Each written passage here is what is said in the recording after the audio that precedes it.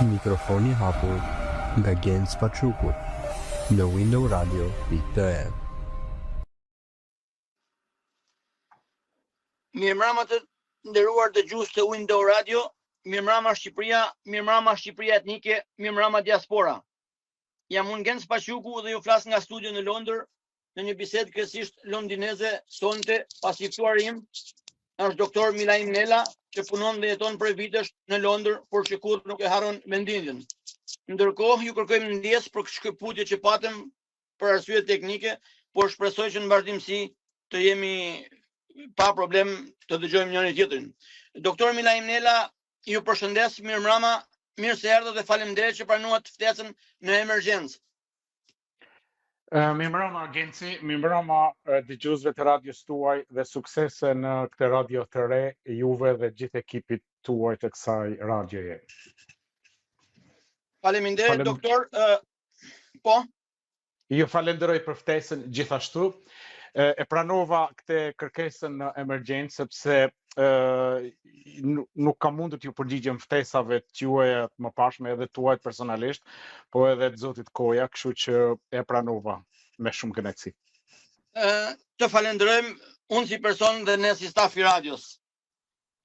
Doktor Milaim Nela është nga Kuksi, po prezantoj unë doktorin për të shpejt në kohë. Por ka një lidhje të fortë me Kosovën dhe fillimisht do fillojmë edhe bisedën në lidhje me Kosovën, doktor, nëse jeni dakord. Me shumë kënaqësi jam i hapur, Genci. Do fillojmë ande, pastaj do zbresim poshtë nga Shqipëria.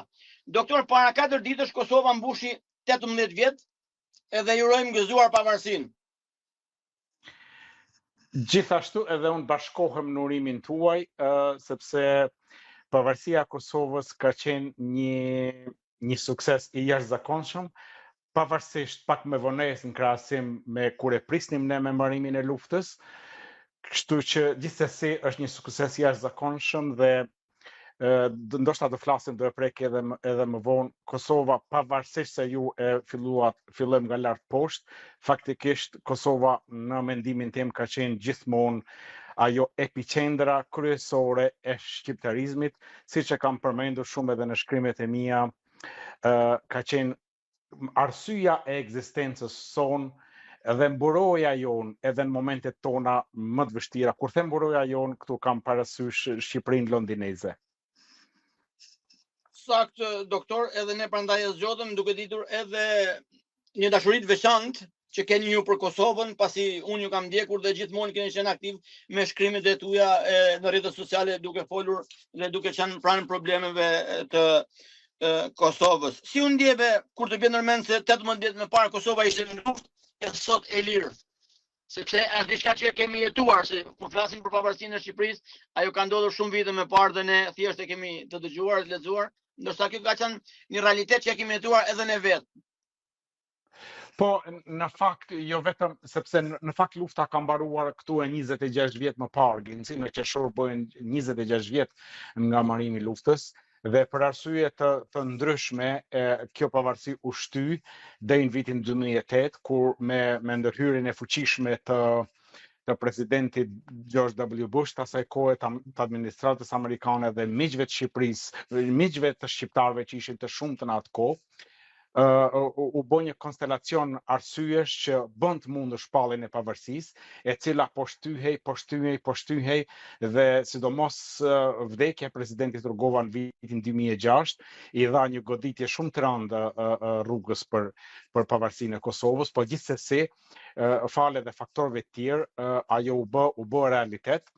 Dhe sot mund ta themi që pas 18 vitesh shpalljet pavarësisë dhe 26 vjet nga mbarimi i luftës me okupatorin serb, mund ta themi me plot gojën që Kosova është shembulli i shqiptarizmit në Ballkan, është shembulli i zgjedhjeve dhe i demokracisë në Ballkan, sepse ajo, duke qenë edhe shteti më i ri në Ballkan dhe në Europë, i ka dëshmuar të gjitha vendeve të Ballkanit, se shqiptarëve po, se si mund të zhvillohet një demokraci funksionale. Ne e dim, jemi dëshmitar që vetëm në brenda vitit Kosova u fut në zgjedhje të reja për gati një vit, pavarësisht se për shumë kënd ajo shihet si një ngërç, si një problematik, por në fakt është dhe gjitha gjërat që kanë ndodhur në funksion të funksionimit të demokracisë. Demokracia funksionon, liria funksionon. Kosova është i vetmi vend që ndërtrohet ku banohen me shqiptar që bëhen zgjedhje të lira dhe të ndershme. Nuk ndodh në asnjë vend tjetër kjo, as në Shqipëri. Maqedoni ka probleme, siç e dim, për shkak të konfliktit etnik. Në Serbi nuk bëhen fare zgjedhje, është modeli i Shqipërisë. Janë krejt formale dhe është një sistem problematik që nuk prodhon pushtet nga vota. Kështu që Kosova na ka dhënë shembullin më të mirë, edhe siç e thash, për pos problematikave të vogla, në Kosovë bëhen zgjedhjet, për 3 orë del rezultati dhe nuk ka kontestime të zgjedhjeve. Ndjes se ndoshta bëra hyrjen pak gjatë. Nuk ka problem. Doktor, ne kthehemi këtu, quhet mikrofoni i hapur, edhe është i hapur, edhe nuk e zgjedhim në mënyrën se si flasin njerëzit, ne mundohemi të moderojmë, të bëjmë ndonjë pyetje, por gjithsesi mënyra se si përgjigjeni nuk është fare kushtzuar nga ne, jeni i lirë, po ndonjë ndërprerje të vogël gjatë bisedës mund ta bëjmë që të mos të dalimi çik nga tema, meqense jemi te pavarësia e Kosovës, duke parë edhe konjunkturat botërore, sidomos ata evropiane, në dëm të shqiptarëve në shumë raste. Mendoni se pavarësia ishte meritë e Shteteve të Bashkuara të Amerikës, i takon asaj merita dhe ne atë do të falenderojmë, apo edhe dikujt tjetër? Tani ajo është një merite disa faktorëve. Pa të diskutim që merita e Shteteve të Bashkuara, sepse ata kishin fuqinë jo vetëm politike, gjeopolitike dhe ushtarake në kohën kur konflikti shqiptaro-serb u përkeqësua, por ajo që dua të theksoj edhe duhet ta vëmë ndjeni është zhvillimi brenda Kosovës. Mos harrojmë sepse që nga hapja e Universitetit Prishtinës në vitin 71, krijimin e asaj një elite jashtëzakonshme intelektuale e Kosovës, akademikëve, studiusëve, veprimtarëve të ndryshëm, që e filluan që në fundin e viteve 60 të rimtëri dhe ka vazhduar kjo për gjatë viteve 70, në atë kohën kur pas ikjes Rankovićit në ish Jugosllavi, ministri i brendshëm famkeq, që njihet për një shtypje të jashtëzakonshme, sidomos ndaj shqiptarëve në ish Jugosllavi, hapja e Universitetit Prishtinës, të cilën pak njerëz e dinë, që ka qenë universiteti më i madh në Ballkan me 49.000 studentë në atë kohë, i dha Kosovës, një nga vendet më të varfra të ish Jugosllavisë, i dha një hoft i jashtëzakonshëm. Dhe kjo shkoi jashtëzakonisht pozitive kur kemi në vitin 1974 u miratua, u doli kushtetuta e Kosovës dhe pavarësisht se nuk ishte republikë si republikat e tjera, ajo në kuadrin autonomisë brenda Jugosllavisë, ajo kishte pothuajse të drejtat barabarta me gjitha republikat e tjera jugoslave, bile pas vdekjes Titos në vitin 80, kishte edhe të drejtën e rotacionit, se Jugoslavia funksiononte, çdo republik merrte kreun e shtetit të Jugosllavisë në mandat një vjeçar dhe ka qenë edhe një shqiptar i Kosovës, nëse nuk gabon më duket se Sinan Hasani, që e dhaj në kuadrin e këtij rotacioni pa të marrë kreun e Jugosllavisë. Kështu që kishte një zhvillim të jashtëzakonshëm. Mirë po, pas demonstratave të vitit 81, pas vdekjes Titos dhe suprimimit të autonomisë, ndryshimit, heqjes të drejtave të autonomisë që kishte Kosova në vitin 89, pastaj ngjarjet siç i dim në vitin 90, zhvillimin e gjithë kjo presioni i veprimtarisë intelektuale u përqendrua ke alternativa kosovare në vitin 89 që më vonë do bëjë Liga Demokratike e Kosovës, ku shumica e intelektualëve të Kosovës e dhan kontributin atje, jo vetëm brenda Kosovës, por edhe jashtë Kosovës në perëndim, mërgatën shqiptare në Europë dhe në Shtetet e Bashkuara të Amerikës, që i dhan një përkrahje të jashtëzakonshme njohjes çështjes Kosovës, dhe sidomos në Shtetet e Bashkuara të Amerikës, në Kongresin Amerikan, në presidencat amerikane, që nga koha e Reaganit, pastaj në Bushin e Madh, që i themi në George Herbert Bush, edhe më vonë, dhe kjo krijoi kushtet që brenda Kosovës, faktori shqiptar dhe jashtë Kosovës, dhe ndërgjegjësimi në politikën ndërkombëtare, sepse të mos harrojmë në vitin 90, le të themi, ose në vitin 91, Kosova ishte shumë pak e njohur në arenën ndërkombëtare dhe duhej një punë e jashtëzakonshme, lobimi, njohje të qendrave ndërkombëtare politikbërjes me problematikën e Kosovës, me drejtat e njeriut. Nuk ishte punë të drejtash njeriut, po Kosova po shkonte drejt zhbërjes, drejt çfarosjes, dhe Miloševići ishte ai ndoshta njeriu që në ta themi në aspektin negativ, por faktikisht ndikoi pozitiv në një farmaci për shqiptarët, i dha shtytje shqiptarëve që të kërkonin me çdo kusht pavarësinë dhe shkputjen nga Serbia, dhe kjo fatmirësisht me faktorin shqiptar që edhe me faktorin e luftës, ushtrisë shqiptare të Kosovës brenda vendit dhe intervenimin e NATO-s, ku duhet përmendim në atë kohë presidentin Clinton, Madeleine Albright, Jacques Chirac, Tony Blair dhe gjithë faktorët e tjerë që ishin shumë procese shqiptare, dhe kjo çoi në atë kurrëzimin fatlum të shkputjes së Kosovës nga Serbia pas pothuaj 100 vite pushtim, që nga viti 1913 kur ajo ngeli në Jugosllavi.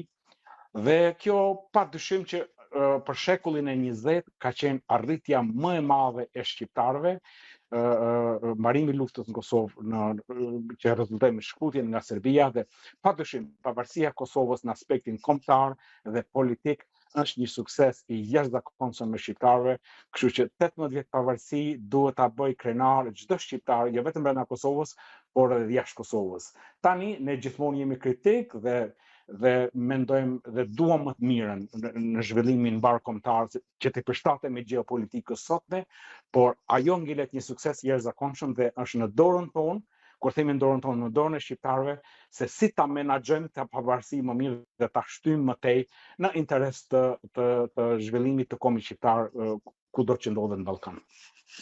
Doktor, patjetër që UÇK ka pas një rol vendimtar gjatë asaj periudhe. Edhe sot, drejtuesit më të lartë të UÇK-s janë në Hag, po gjykohen nga gjykata speciale. Si e shikon sjelljen e gjykatës speciale ndaj liderëve të UÇK-s dhe çfarë mendoni, çfarë pritet nga kjo gjykatë, çfarë është vendimi? Dhe nëse ata dënohen, a anjollosin luftën e UÇK-s?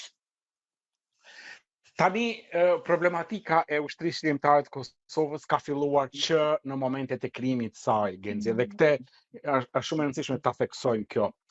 Kur në vitin 95, 96, 97, 98 kishim përpjekjen e kolonial Ahmet Krasniqit në atë kohë, që nga ana institucionale, se institucioni vetëm në Kosovë në atë kohë ishte presidenti dhe qeveria e Kosovës dhe parlamenti, që faktikisht nuk umblodh brenda Kosovës, por në letra ekzistonte, dhe autoriteti vetëm ishte presidenti i Kosovës, qeveria e Kosovës, dhe këta struktura që në atë kohë në kuadrin e Jugosllavisë, Serbisë funksiononin si struktura paralele. Dhe ishte një përpjekje jashtëzakonshme e faktorëve, edhe sidomos ish ushtarakëve që kishin marrë pjesë në luftrat në Kroaci e në Sloveni, pati një përpjekje për unifikimin e gjithë këtyre faktorëve të ushtrisë shqiptare të Kosovës që të funksiononin në një organizëm të vetëm, dhe do ishte shumë më serioz, edhe lufta do ishte shumë më efektive, sepse ata ushtarak, duke patur eksperiencë të jashtëzakonshme në një luftë që ishte shumë e freskët, siç ishte lufta në Kroaci, do të jepnin një hovë shumë më pozitiv përpjekjeve të ushtrisë shqiptare të Kosovës. Ajo që ndodhi është, ne kemi në vitin 98 vrasjen e kolonial Krasniqit në Tiranë, që me shumë gjasa është nga struktura shumë të errta, qoftë të shërbimeve sekrete Shqipërisë, po ndoshta edhe Serbisë, ka qenë një konfiguracion i asaj kohe, dhe kjo ndikoi që një krah me bindje të majta marksiste, kryesisht një grupim i ardhur nga Zvicra, e morën dorë kontrollin e asaj që quhet shtabi i përgjithshëm i ushtrisë shqiptare të Kosovës, por në realitet ishte shumë i çorientuar, ishte grupacione në zona të ndryshme, funksiononin me komanda ndryshme, për shembull në Glogjan, ku ishte Ramush Haradinaj, ishte një funksionim krejt në vete, thuajse krejt në vete, në zona të tjera ishte nga zona të tjera ushtarake ka pas komandante të tjerë, kështu që nuk ka pas një koordinim perfekt të asaj kohe. Këta liderit që quhen liderët e ushtrisë shqiptare të Kosovës që përgjykohen atje, në fakt ka qenë një gabim shumë skandalos, katastrofik i Parlamentit Kosovës, që në vitin 2015 e miratuan një gjykat që kishte skenar në Beograd.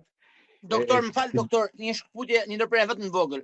A mendon se kishte forcat herë Parlamenti dhe Kosova të mos e miratojnë, domethënë e kishin komplet në dorë vetë kosovarët, apo mund ta bëshin këtë gjykatë speciale edhe pa miratimin e Parlamentit Kosovës?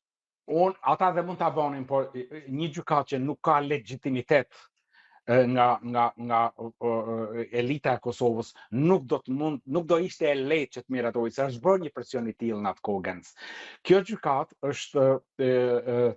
është paditë që u bën në atë kohë nga ish prokurori Serb Vučkević dhe që u kaluan ke Dik Marti, që sot është i ndjerë deputeti zviceran, quan në krimin e një gjykate krejt pa anshme, një gjykatë që do të gjykonte vetëm shqiptar, me prova krejt absurde, me prova që një njeri normal me një dykim mesatar nuk mund t'i pranoj sot për trafik organesh, për shtëpi të verdh në diku në zonën e Matit, që transplanti organeve është një operacion i jashtëzakonshëm që vetëm spitalet e specializuara e bëjnë, nuk e bën as çdo spital. Ta paramendosh që kjo bëhet në kushte të tilla, domethënë gënjeshtra të tilla të trasha që u prodhuan nga vetëm makineria serbe mund t'i prodhoj, quan në miratimin e kësaj, në propozimin për miratimin e kësaj gjykate speciale, që normalisht duhet në letra është në jurisdiksionin e Kosovës, dhe as flamurin e Kosovës nuk e kanë sallat e gjykatës ku atje në Hag, ku sa jo paramendohet që vetëm territori është jashtë, ku ndoshta nuk do kishte intimidim të dëshmitarëve e tjerë, por në fakt ajo gjykatë funksionon si gjykatë ndërkombëtare, konkrete, ku viktimat janë shndërruar në agresor, por gjykohen si agresor, dhe agresorët janë pjesa më e madhe nuk janë gjykuar, një pjesë ka patur akuza krejt qesharake. Kemi sot Sheshelin, që ka qenë nacionalisti më i jegër pas Miloševićit në kohën e luftës, është krejt i lirë, edhe me ca raporte falso që gjëja ishte me kancer edhe i smur, ai sot është deputet i Parlamentit Serbisë, edhe bën propagandë bashkë me e tij Vučić, bëjnë propagandë, udhëheqin Serbin, edhe bëjnë propagandën edhe bëjnë edhe rolin e viktimës sot. Kështu që në këtë aspekt është krejt e papranueshme. Ajo që kam thënë unë, Genci, në Kosovë, sepse konfuzioni rreth këtu, në Kosovë gjatë vitit të fundit të luftës, edhe më përpara ndoshta, ka patur shumë vrasje politike, dhe njëkohësisht edhe pas mbarimit të luftës ka patur qindra, dhjetra vrasje të figurave shumë të rëndësishme politike dhe intelektuale të Kosovës, dhe kjo ka aludime dhe ka dyshime shumë serioze që në këto vrasje ka ndorë edhe një pjesë të atyre që vepronin nën emblemën e UÇK-s, ose si krahu i luftës, dhe kjo bëhej me të njëjtat metoda siç është bërë në vitin 44-45 në Shqipëri, që duke qenë se pritej që pavarësia e Kosovës ishte fakt tani me ndërhyrjen e NATO-s dhe pavarësia do vinte, ata mendonin për pushtetin e ardhshëm. Dhe këtu ka një konfuzion të jashtëzakonshëm. Për sa i takon krimeve ndaj Serbisë, ata 4 individ që janë në Hag, Hashim Thaçi, Kadri Veseli, Jakub Krasniqi dhe Recep Selimi, janë totalisht të pastër dhe pafajësia e tyre është të thuash e sigurt është shumë pak. Nuk ka asnjë lloj evidence, asnjë lloj baze për krime ndaj Serbisë. Në fundit për këtë është ngrit kjo gjykatë. Më kupton? Kjo gjykat gjykon krimet që janë kryer deri në marrimin e luftës. Kështu është thënë paktën publikisht. Tani për sa i takon dyshimeve që kanë ndodhur për që mund t'i lidhin këta me vrasjet politike në Kosovë, për mua, unë e kam e kam kërkuar gjithmonë dhe shprehu gjithmonë që këta njerëz duhet ishin gjykuar në Kosovë. Kushdo që akuzohet dhe ndaj të cilit ka dëshmi që mund të jenë përfshirë në rrjet vrasjes politike, gjykimi duhet bërë në Kosovë. Kështu që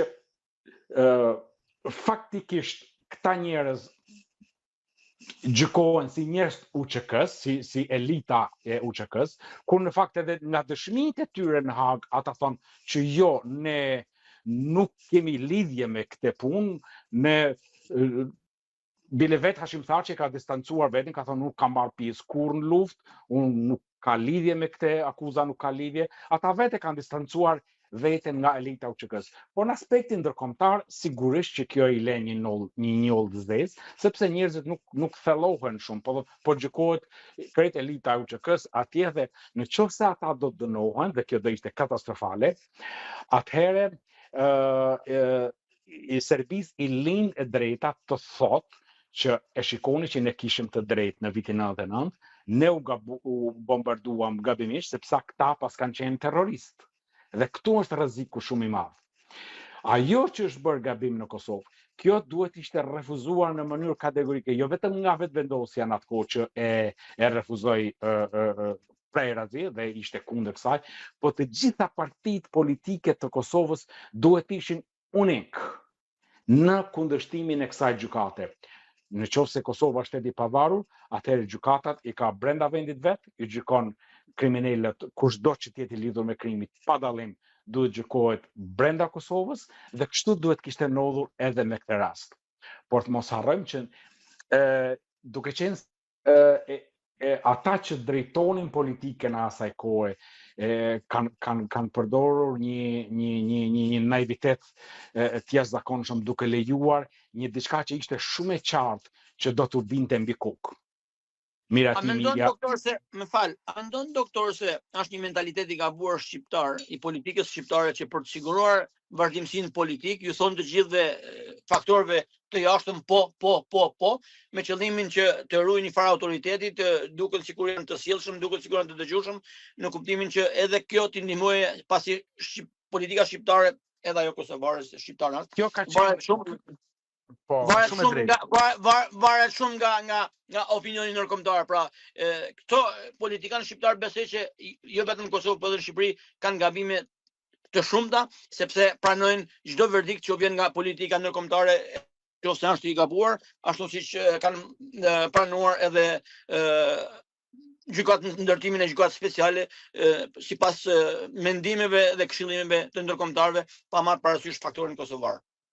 Po këtu desha të dalë fakt Genzi, sepse pjesa më e madhe e politikanëve të Kosovës, të paktën në 15 vitet e para pas pavarësisë Kosovës, në 10 vitet e para desha të them, kanë qenë ato që ne në gjuhën në zhargonin përndimoj që yes man politician, që çfarë do që ti kërkojnë nga ndërkombëtarët, e kërkojnë këta, ne duhet themi po. Ndërkohë, ne kemi shembullin e doktor Ibrahim Rrugovës, që në opinionin brenda vendit dhe jashtë vendit është njohur si njeriu i paqësor, por në fakt, po ta gjykojmë në themel, në hollësi, ai nuk ka lëshuar kurrë nuk ka bërë lëshime ke ato parimet e tij të shtetit Kosovës, të pavarësisë Kosovës. Kur nuk ka lëshuar pe. Bile është një rast që është përsëritur shumë herë në takimin me presidentin Clinton në shtëpinë e bardhë, në zyrën ovale. Presidenti amerikan i ka kërkuar në atë kohë, zoti president urdhëro, pavarësi nuk ka autonomi maksimumi, si mund të ndihmojmë. Edhe shprehja emblematike e doktor Rrugovës ka qenë që nuk ka hequr dorë kurrë në kjo është që shqiptarët e Kosovës nuk do pranojnë ama kur më pak se pavarësi. Dhe kjo i është thënë njeriu të presidentit botës praktikisht. Këtu e jap këtë shembull për të thënë që Ajo nga e cila ka qaluar shumë rand, ajo elita politike e Kosovës, qoftë pozit, qoftë opozit, një përullje, një më falë ta përdor këtë shpreh, një jargavitje ndaj faktorit ndërkombëtar, duke harruar interesin e vet kombëtar. Se vërtet në vitin 99 u përputh interesi shqiptar me interesat e Amerikës, por ne nuk duhet heqim kur dorë nga kjo.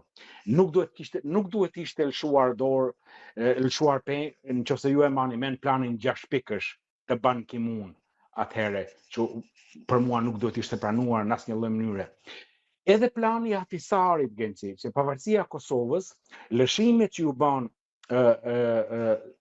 faktorit serb brenda Kosovës dhe plani famkeq i Ahtisarit ku ju dha një autonomi kishave serbe brenda Kosovës, që në faktin kisha shqiptare dhe i kanë sqaruar shumë studiues të punë, po nëse ndodhi ajo që ndodhi.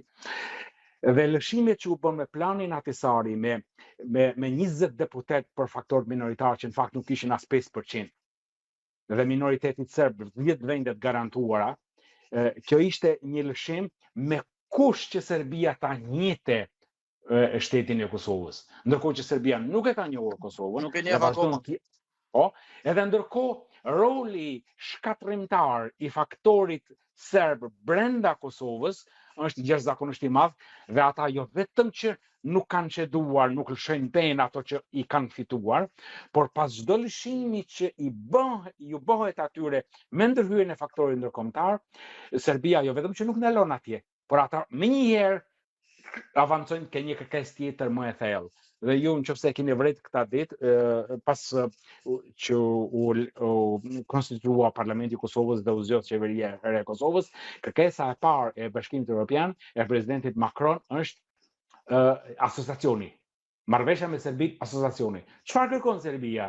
Kërkon ndarjen e Kosovës. Pse e kërkon asociacionin Serbia? E kërkon që rajoni i 4 komunave në veri të Serbisë, në veri të Kosovës ndjes, të shpallë të vetë menaxhor, domethënë shpikur një term që për mua Albin Kurti dhe Vetëdosja kanë bërë shumë një gabim trashanik në marrëveshjen e Ohrit, që e kanë pranuar asociacionin. Unë jam nga ata pak njerëz, Genci, që brenda modestisë time, që jam kundër çdo lloj asociacioni mbi baza etnike në Kosovë. Dhe pse them këtë? Sepse komuniteti serb dhe gjitha komunitetet e tjera që jetojnë në Kosovë kanë të drejta më shumë se çdo komunitet tjetër etnik në çdo shtet botës, sepse gjitha shtetet e botës nuk janë etnikisht pastra. Ka minoritete ndryshme që jetojnë brenda. Minoriteti serb ka të gjitha të drejtat që ju jep kushtetuta e Kosovës, bile marrin edhe më shumë se kaq. Tani përderisa ti drejtat ja siguron përmes kushtetutës, përmes qeverisë Kosovës, përmes kuvendit Kosovës, përmes shtetit Kosovës, pse duhet i bësh lëshime tjera ku ajo të kthehet ty në bombë atomike, në kuptimin figurativ politik? Atëherë, doktor, më falë, më sa duket, kjo tregon që ka edhe një mungesë të vigjilencës nga elita politike e Kosovës në lidhje me këto probleme që sot na dalin në... Pa të diskutim, Genci, faktorët e Kosovës dhe ndihesh ndoshta nuk flas që të vazhdosh me pyetjen e radhës, ajo që duhet kishte ndodhur është kjo. E para punës, marrëdhënia e Kosovës me Serbinë dhe faktorin ndërkombëtar evropian duhet ishte kushtëzuar, duhet i kishim qëndruar marrëveshjeve që janë bërë në prag pavarësisë Kosovës, që ne pranojmë planin Ahtisari, po me këto kushte. Tani duhet të kthehen atje. A janë zbatuar ato kushte? Duhet i kthehen marrëveshjes bazë që është bërë atëherë. Dhe sot duhet të ketë një platformë, sipas meje, të gjithë spektrit politik kosovar, pavarësisht se është në pozitë ose në opozitë, që të hartojë një platformë si punë kushtetute, ta themi kështu, që janë vijat e kuqe të Kosovës, që kushdo që të vinë në pushtet nuk mund t'i tekalojë këta pika. Sepse pavarësisht se ti e ke fituar atë sovranitet që e ke dhe pavarësinë përmes faktorit ndërkombëtar, ti duhet të tregosh serioz para tuajve, dhe ata e kanë dëshmitë mjaftueshme, provat mjaftueshme për ta bindur faktorin ndërkombëtar se nëse ne vazhdojmë me këtë lloj lëshimi, do na ndodhi Banjska, siç ndodhi në vitin 23, sulmi terrorist shtetëror, që ishte i vërtetuar që ishte shtetëror, dhe nuk pati asnjë lloj përpjekje nga faktorë ndërkombëtar për ta dënuar. Bile edhe nga politika e Kosovës u tregua një naivitet i jashtëzakonshëm, ku në vend që të bëhen unik, që të mbështetin qeverinë e radhës dhe të jenë përballë faktorit ndërkombëtar, këta ju sulën si hiena qeverisë vetëvendosjes, bile kemi parë edhe absurditete të tilla që po shkilen të drejtat e serbëve në veri të Kosovës. Kemi patur, po kthehemi pak vite më përpara, kemi patur dakordsimin e Hashim Thaçit që ushtria e Kosovës mos shkel në veri, që ka qenë një skandal në vetvete. Si është e mundur që ti të japësh premtimet tuaja që unë nuk kontrolloj territorin tim? Më kupton se ku kemi shkuar, edhe këto gjëra nuk bëhen publike. Ose në fushatën e kaluar kemi patur pretendime deri aty sa thuash që serbët e Kosovës po shkilen nga qeveria e Albin Kurtit, siç janë torturuar shqiptarët në kohën e Miloševićit. Deri këtu ka shkuar absurditeti. Tani luftën politike bëje një i madh, një i djathtë, një i qendrës, por ke interesi shtetëror, ke interesi kombëtar, nuk duhet çduar dhe nuk duhet shkuar. Edhe në këtë aspekt, faktori politik në Kosovë ka qenë shumë i shpartalluar, them drejtën, shumë i papjekur. Dhe këto papjekuri kanë çmim. Kanë çmim dhe tani do shohim me krijimin e qeverisë së re, sepse presioni do të jetë shumë i madh, pavarësisht sepse bota është në lëvizje tektonike të jashtëzakonshme në aspektin politik, por asociacioni ngelet një kancer brenda Kosovës dhe unë shpresoj që politikanët e Kosovës ta kenë fituar thellësinë për të kuptuar rrezikun ju kanoset në qoftë se ata do të vazhdojnë të bëjnë lëshime faktorit serb brenda Kosovës. Okej, doktor, pyetja e fundit në lidhje me gjykatën speciale, pastaj kalojmë në tema të tjera. A mendon se ka ndikim politik në gjykatën speciale për interesa të caktuara gjeopolitike nga fuqitë të tjera jashtë Shqipërisë? Pa diskutim Genci. Varet në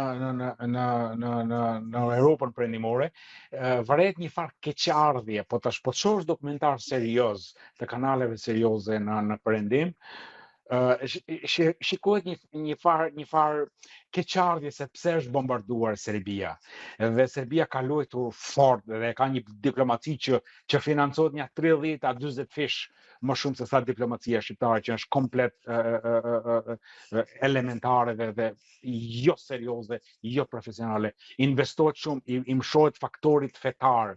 Në Kosovë, fjala vjen, investohen para me shumicë për të paraqitur shqiptarët si islamik. Në Kosovë janë ndërtuar xhamia pafund, në kuptimin që ta paraqiten atë si shtet islamik, ndërkohë që pavarësisht shumicës muslimane në Kosovë, qoftë Shqipëria, qoftë Kosova janë shtete laike, ku feja nuk është pjesë e shtetit, nuk ka lidhje me shtetin. Ose siç kemi parë në aspektin tjetër tani, një investim shumë me pikpyetje për mua, ajo lëvizja e Deçanit që quhet, që përpiqen që të bëjnë konvertimin nga musliman në katolik në mënyrë masive, kështu siç bëhesh në kohën e Enver Hoxhës, regjistrime në front në atë kohë, që edhe kjo është shumë negative, shumë problematike, sepse krijon situata që nuk mund t'i parashikosh më vonë. Dhe shqiptarët do të jenë shumë të kujdesshëm që të mos bien viktime e kësaj, sepse Serbia ka një makineri të jashtëzakonshme që investon shumë dhe përpiqet që të gjejë çdo lloj çare mes besimeve fetare, mes bindjeve politike, kudo që të investojë dhe të infiltrojë dhe të shkaktojë probleme që ne nuk na duhen, se kemi mjaft probleme që i kemi. Kështu që në këtë aspekt, pa diskutim që gjykata speciale është investim i faktorëve pro-serb në Europë, kjo pa dyshimin më të vogël, sepse ajo gjykatë nuk duhet ishte pranuar që në fillim, dhe naiviteti atyre që e pranuan me ndihmën edhe të Edi Ramës, mos harrojmë, sepse zotëria ka flutuar me helikopter në gusht të vitit 2015 dhe ka bërë ç'është e mundur, ka bërë luftë politike që ata ta miratojnë gjykatën speciale, që në fundit këtë dëmton Kosovën sot. Dhe sot është një hipokrizi e jashtëzakonshme që ky fluturon, shkon i takon ata që i ka çuar kën atje në izolim, ky bëhet si shpëtimtari i tyre.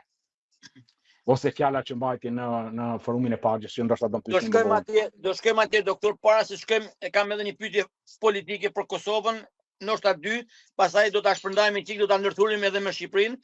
Kosova bën 2 palë zgjedhje, ku në të dyja fitoi Albin Kurti.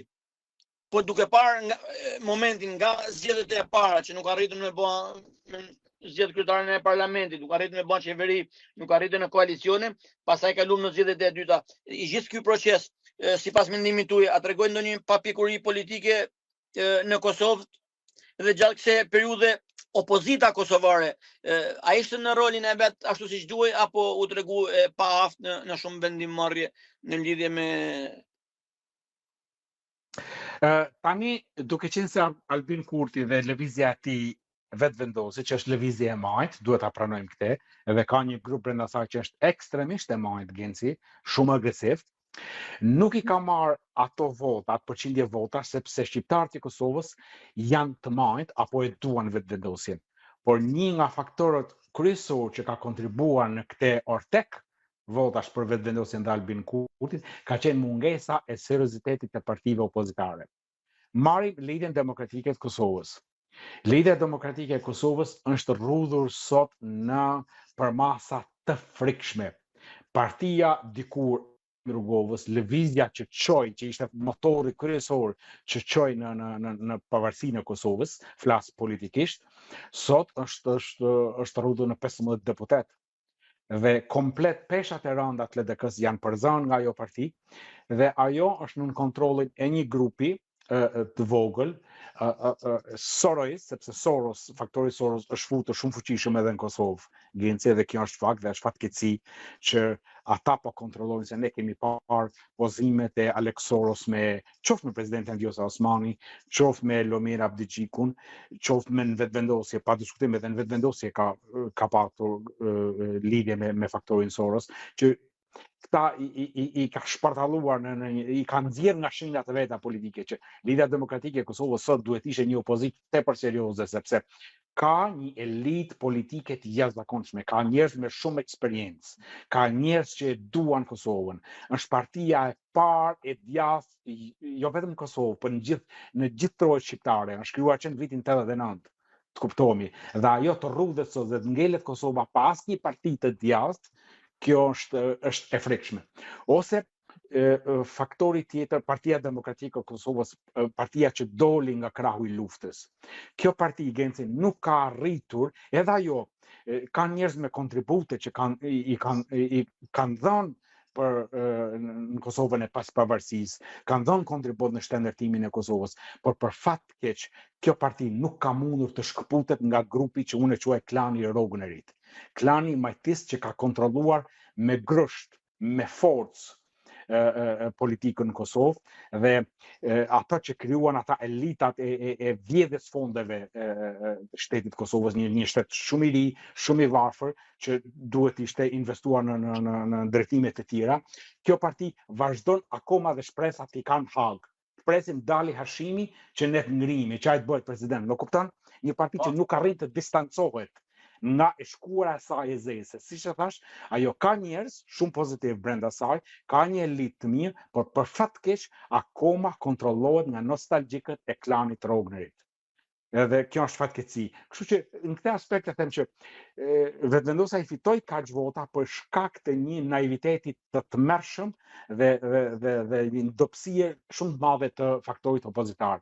Dhe të mos harrojmë, Albin Kurti nuk i ka marrë votat në Kosovë, se ekonomia është zhvilluar në mënyrë të jashtëzakonshme. Ka pas qëllime, ka pas naivitet edhe aty në zhvillimin e Kosovës. Por të mos harrojmë që sovraniteti, ajo shtrirje sovraniteti që ndodhi në veriun e Kosovës është i jashtëzakonshëm, Genci, dhe nuk i jepet hapësira e duhur. Dhe kosovarët, shqiptarët e Kosovës, për këtë arsye kanë votuar Albin Kurtin, jo për ato mungesat në arsime në shëndetësie në fat thash. Më kupton? Dhe në këtë aspekt, opozita e Kosovës mund të bënte shumë më mirë. Të delte, për shembull, dalin e kritikojnë, thonë vetëvendosjen, ka bërë marrëveshjen e Ohrit, e ka pranuar asociacionin, ndërkohë që asnjë parti politike e opozitës, qoftë LDK-ja, qoftë PDK-ja, qoftë AK-ja Ramush Haradinaj, nuk kanë një qëndrim të qartë për asociacionin. që themi, qëndrimi ynë është ky. Më kupton? Ke dëgjuar në një? Zero, asnjë, sepse askush nuk guxon, vetëm se dalin në për studio, i nxjerrin ata njerëzve, thotë, ne duhet bëjmë që na thon amerikanët, ne nuk e kundërshtojmë Amerikën. Amerika ne çfarë do që na kërkojnë, ne duhet ta miratojmë. Dhe kjo të bie në atë nivelin yes man politician. Jo, mua më duket, doktor, më duket me sa kam ndjekur politikën në Kosovë, më duket se opozita kosovare është në rangun ndoshta të rilindjes në vitin 2013 që është e gatshme të bëjë aleancë me çdo lloj çelësire, thjesht vetëm për të ardhur në pushtet pa marrë parasysh shumë edhe interesin e Kosovës. Po, kjo është edhe shpresoj që ta të thrasin mendjes dhe ato avantazhe që i kanë qoftë edhe me ndihmën e ekspertizës huaj që i përmenda në fillim në aspektin e zgjedhjeve të lira e tjerë, këta t'i përdorin në interesin e Kosovës edhe të ndryshojnë kahje, sepse kështu nuk e ndihmojnë Kosovën. Unë nuk dua që në zgjedhjet e ardhshme, ndoshta po vin shumë shpejt që tani në mars, nëse do ndodhi ngërç me zgjedhjen e presidentit, kushtetuta e Kosovës është e tillë, nëse presidenti nuk zgjidhet. Ishte më erdha aty ku doja, ishte pyetja e radhës, meqense kemi zgjedhje presidenciale në Kosovë. Si e shikon mundësinë e Vjosa Osmanit për të rizgjedhur? Vazhdojmë atë që nisi, por kin konsiderat edhe këtë pyetje për rizgjedhjen e Vjosa Osmanit. Po, siç e thash, nëse presidenti sipas kushtetutës Kosovës nuk zgjidhet nga parlamenti deri me datën 4 mars, atëherë vendi duhet shkojë sërish në zgjedhje, sepse kështu e ka kushtetuta. Vjosa Osmani, që të themi, ajo kishte një rast shumë të mirë dhe kishte një avantazh të jashtëzakonshëm, qoftë edhe me një marrëdhënie speciale që ka krijuar me administratën amerikane dhe me presidentin Trump, që sot është fuqia numër 1 e botës. Mirë, po më ka lënë një shije jashtëzakonisht keqe, pritja që ata i bën Edi Ramës në Prishtinë, dalja në konferencë shtypi bashkë me Edi Ramën dhe sidomos ajo platformë e jashtëzakonshme që ju dha Kosovës në forumin e bordit paqes në Amerikë, doli e foli Edi Rama në emër edhe të Kosovës dhe kjo është një skandal në vetvete, bile unë edhe kam shkuar, besoj e keni ndjekur ju, që brenda një salle ku ndodhet kreu i shtetit të Kosovës nuk mundet flas askush tjetër gjencin në emër të saj. Është fyerje e jashtëzakonshme. Po ndoshta Rama është kapacitet tjetër, është në rolin e liderit global, ndërsa Vjosa Osmani është presidente një shteti të vogël edhe jo të njohur nga gjitha shtetet e botës, kështu që ndoshta Edi Rama ka përfituar nga ky rast. Në mentalitetin e tij, ai mendjen e tij mund të jetë edhe zot, edhe mbretër, çfarë doj. Por Kosova nuk duhet ta kishte lejuar këtë. Ajo ishte fyerje. Nuk mundet asnjë shtetar i Shqipërisë të flasi në emër të Kosovës kur Kosova është aty. Ishte aty pjesë. Nuk mundet. Edhe kur nuk është, ajo duhet të jetë dakorduar më përpara. Më kupton se ne kemi patur rastin në kohën kur ndodhi Banjska në vitin 23 në Kosovë. Edi Rama doli e foli në favor të Vučićit, jo në favor të Kosovës në Parlamentin Evropian. Ju e mani me në atëherë. Duhet ta kuptojmë Serbinë, jo po kështu, jo po ashtu, jo po Vučić është nën presion. Më kupton, ka ndodhur skandale që nuk i mban toka. Nuk mund t'i lejojë sidomos kjo Edi Ramës, një njeriu që që nuk ka qenë kundër rrugës kombit, që e çonte rruga e askundit, që ka qenë pro Ballkanit hapur duke flirtuar me Vučićin që e futi vendet Shqipërinë për shembull. Shqipëria sot është një katastrofë për shkak të Ballkanit hapur, sepse ligjet janë bërë mbas asaj marrëveshje që biznesi vendas, blegëtori, bujqësi, industri është në faliment në Shqipëri. Farmacitë në Shqipëri ti ke me ilaçe serbe, tullat edhe tegullat e shtëpive vjen nga Serbia, milli vjen nga Serbia, qumshti vjen nga Serbia, gjithçka vjen nga Serbia sot për shkak të atij Ballkanit hapur gec. Doktor, që të mos krijojmë një shkputje nga ty ku ishim.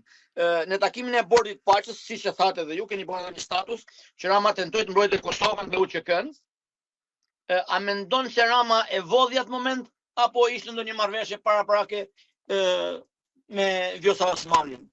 Ne diskutojmë pasojat, Genci, por siç janë zhvilluar ngjarjet, dyshoj fort, kam frikë se ka patur një dakordëzim në Prishtinë për këtë. Dhe Rama e ka shfrytzuar këtë për avantazhin e vet personal, jo se janë ndjen për Kosovën. Rama nuk don t'ia di për shqiptarët brenda Shqipërisë, jo më atyre që janë jashtë Shqipërisë, nuk i kanë tefter. Doktor, do të dal aty ku jeni, do të dal unë, po duhet të them që mbrojti Kosovën dhe UÇK-n në takimin për bordin e paqes, edhe në mes të Beogradit, Rama deklaroi se Kosova është e pavarur dhe idhtarët e tij krenuan me këto dy raste. Dalim aty ku po ishit ju. Sa e sinqert është Rama kur ndërmjet këtyre dy ngjarjeve ka pasur plot raste që ka punuar kundër Kosovës. Po ne të marrim vetëm rastin e deklaratës në Beograd, vitin 2014, Genci, kur e ka bërë shqiptarët e përmendim me të madhe, Rama ja tha. Po, fakte që era pastaj. Dhe kjo na vendos ne si shqiptar në kuadrin e kuptimit politikës në pozitë shumë disfavorshme, që të mos them në fjalë tjetër, sepse ajo deklaratë që është bërë në konferencë shtypi me Vučićin, dhe shqiptarët harrojnë se çfarë u bë vetëm disa minuta pas asaj deklarate. Rama shkoi në një restorant masiv në Beograd dhe shkoi e bëri një aheng të jashtëzakonshëm ku ka kënduar bashkë me Dačićin, delegacioni shqiptar. Më kupton? Tash nuk mund të ishte kjo lloj pritje nëse ajo deklarat do t'i diqte Serbisë, më kupton? Unë mendoj që ajo ka qenë një deklarat për të maskuar rolin real të Edi Ramës në faktorin shqiptar, sepse çdo gjë që ka bërë Rama më pas asaj ka qenë kundër interesave të Kosovës. Tash i Genci të bëj një pyetje.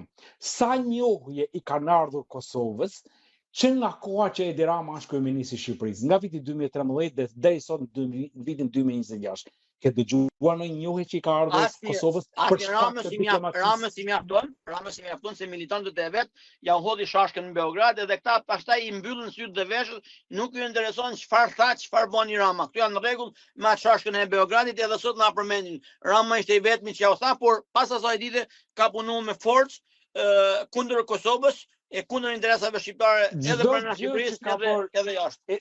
Edi Rama në aspektin politik ndërkombëtar e ka bërë kundër Kosovës. Sot nuk as edhe një rezolut, Genci, që dënon gjenocidin në Kosovë. Ajo është e dhimbshme. Ajo është e dhimbshme dhe është një fakt që vërteton sjelljen e Ramës në lidhje me Kosovën dhe shqiptarinë. Pra ajo hedh poshtë gjithçka, edhe ato që tha në Beograd, edhe ato që tha në bordin e paqes, në takimin e bordit të paqes, sepse Rama nëse i kishte seriozisht këto deklarata, puna e parë që do të bëjnë, do i miratonte në parlament një rezolut duke qytur genocid luftën e Serbisë në Kosovë. Dhe ka përdorur përçarjen edhe kjo opozita e Kosovës që e diskutuan pak minuta më përpara, është dora e Ramës.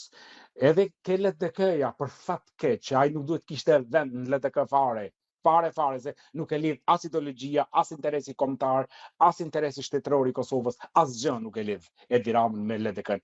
Edhe atje dora e tij, në qëndrimet që ka marrë LDK-ja është edhe dora e Edi Ramës. Në PDK po. Edhe kjo futja fuqishme e Edi Ramës sot, gjoja për ta mbështetur presidenten e Kosovës, se intelektualisht duhet ta themi që presidenti i Kosovës është shumë më lart dhe më preferuar në anë ndërkombëtare se sa Edi Rama. Këtë duhet ta pranojmë. Por mendoj me këtë gaf, unë e quaj gaf, që ka bërë Vjosa Osmani me Edi Ramën, i ka dëmtuar shanset e saj në mënyrë të jashtëzakonshme dhe unë e shoh shumë të vështirë zgjedhjen e Vjosa Osmanit për një mandat tjetër, pavarësisht atyre premtimeve që mund të jenë bërë nga Edi Rama, që ai nuk ka fuqi në Kosovë. Fjala vjen, përveç se marrëdhënieve personale me individ caktuar në parti politike, dhe ndjek e qartë që politikanët e Kosovës akoma nuk kanë arritur ta kuptojnë se kush është Edi Rama i vërtet në raport me Kosovën. Është e dhimbshme, është e tmerrshme. Edhe sot mas kaq viteve dhe mas kaq shumë provave Genci, se na duhen 3 ditë flasim për këtë. Vetëm faktin e thjesht marrim që kosovarët për të shkuar në Durrës duhet pagojnë 20 euro vetëm gjob. Më kupton? Në rrugën e Kolumbit.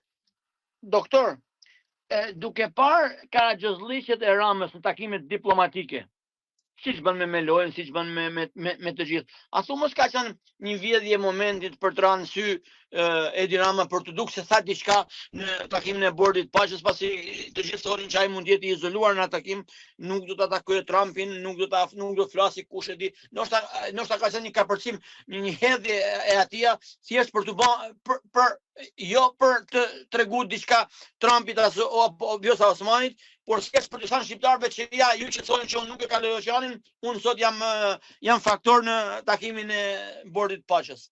Mos e ka bë me dhunë. Kjo pikërisht për këtë abor dhe kret ki manipulimi i politikanëve të Kosovës. Edhe e gjitha kjo është bërë bashkë për këtë arsye Genci. Se ai nuk është takuar me Trumpin, nuk është takim me Trumpin përderisa ai kuptoj, por Vjosa Osmani si mund ta ndalonte në atë fjalë Ramën që mos e thuj në kohën kur ai po e thoshte, kështu që ajo duhet protestonte, po të ishte e pastër që aty, që në emër të Kosovës nuk mund të flasë askush tjetër. Unë flas në emër të Kosovës. Unë jam presidenti e Kosovës. Më kupton? Dhe që ti kthehem asaj, Edi Rama nuk u takua me Trumpin atje. Se të bësh fotografi në grupin e gjitha këtyre shteteve që ishin mbledhjen inauguruese, nuk është takim me Trumpin. Jo, nuk është, po duke për mentalitetin shqiptar, Anadollak të pramametur, ai e shet si arritje, pavarësisht se nuk ishte asnjë gjë për tu. Dhe për fat keq, dhe se ne këtu jemi që të themi disa gjëra ashtu siç janë Genci, okay, se ne nuk kemi në diplomaci këtu. Edi Rama shkoi në Amerikë me një ligj parlamenti ku nominalisht ligji e nominonte vetëm atë me emër mbi emër që të përfaqësonte Shqipërinë në bordin e paqes. Dhe ky shkoi atje edhe opozita shqiptare ka përgjegjësi. Absolutisht. Ai edhe mund të shkon, prapë do ta miratonte edhe me votat e zëqineve të veta, që i ka më shumicë në parlament. Por opozita shqiptare nuk i falet që ta votoj atë ligj ku një nga amendamentet ishte nominimi me emër mbi emër që vetëm Edi Rama e di që nëse fjala vjen Genci lakçoft, nëse vdes Edi Rama, më kupton? Parlamenti duhet ta ndryshojë nen, sepse neni thot vetëm Edi Rama mund ta përfaqësojë Shqipërinë në bordin e paqes, më kupton? Ose me emër dhe mbi emër, domethënë. Me emër dhe mbi emër. Po, edhe opozita shqiptare nuk duhet binte në këtë nivel çfarë do lloj koste që mund paramendonte. Më kupton që ne abstenojmë, ne nuk mund të pranojmë që ky njeri që është në dosjet e Sinaloas, në dosjen me Gonigal, që i ka bërë Shqipërisë këtë ose atë, ne nuk mund të pranojmë që ky njeri përfaqësoj Shqipërinë në asnjë forum ndërkombëtar. Edhe duhet delte me një deklaratë që po, ne si opozitë shqiptare, si Parti Demokratike, si partia që ka bërë më shumë në marrëdhëniet me Amerikën dhe me demokracinë dhe me perëndimin, dhe me lidhjet me Shtetet e Bashkuara të Amerikës, ne jemi pro bordit paqes, ne mbështetim, po ne si pjesë e Parlamentit të Shqipërisë nuk mund të pranojmë që një njeri i tillë të përfaqësojë Shqipërinë në bordin e paqes. Dhe këtu mbyllet historia. Dhe Edi Rama nuk do ta kishte të lehtë, pavarësisht se me votat e parlamentit, pa votat e opozitës shkonte atje dhe sa ai u ton letrat atyre Genci thotë, unë kam marrë dhe me votat e opozitës. Shife, unë jam aq i keq sa më thon ata, shife. Më kanë votuar. Doktor, nuk e ngaluan ti. Doktor, së fundmi për të larguar nga Kosova se erdhi koha me hyrje në Shqipëri, ke bën një status me një thirrje të fortë me rastin e vizitës së Edi Ramës në Kosovë, me rastin e pavarësisë. Po ndoshta të gjitha ato që tha na e sqaruan sepse keni bërë. Njëri këtu larg duar nga Kosova. Domethënë çfarë trembësh? Apo të gjitha ata që thatë e vërtetojnë këtë thirrjen tuaj se Edi Rama duhet të mbajë larg duar nga Kosova. Absolutisht, sepse tani nuk kemi nevojë të parashikojmë Genci, ne mund të analizojmë vetëm ato që kanë ndodhur. Ne po duash i kthehemi që në vitin 41, kur është krijuar partia e Edi Ramës nga Miladin Popovici dhe Dušan Mugosha. Që në atë kohë, çfarë ka ndodhur me Shqipërinë, me Kosovën? Çfarë ishte bërë Kosovës në atë kohë? Që nga konferenca e Pezës, që nuk është ajo konferencë që na është paraqitur në librat shkollor ne, është një konferencë krejt tjetër. Ke konferencën e Mukës. Më kupton? Ke marrëveshjen e Enver Hoxha Tito për lënien e Kosovës. brenda ish Jugosllavisë. Dhe gjitha pretendimet që jo po s'kishim mundësi, jo po nuk mundëm, e tjerë, i nuk janë të vërteta, sepse gjithë historiografia shqiptare është katastrofë, nuk është askund me të vërtetën historike. Ose kemi divizionet, brigadat shqiptare që shkuan në Kosovë në 45-ën, fill mas luftës në Shqipëri, që kanë bërë krime të jashtëzakonshme në Kosovë, Genci. Ke vrasjen e Shaban Palluxhës, sepse Kosova e priste në atëko bashkimin me Shqipërinë, sepse ky duhet ishte rezultati i luftës.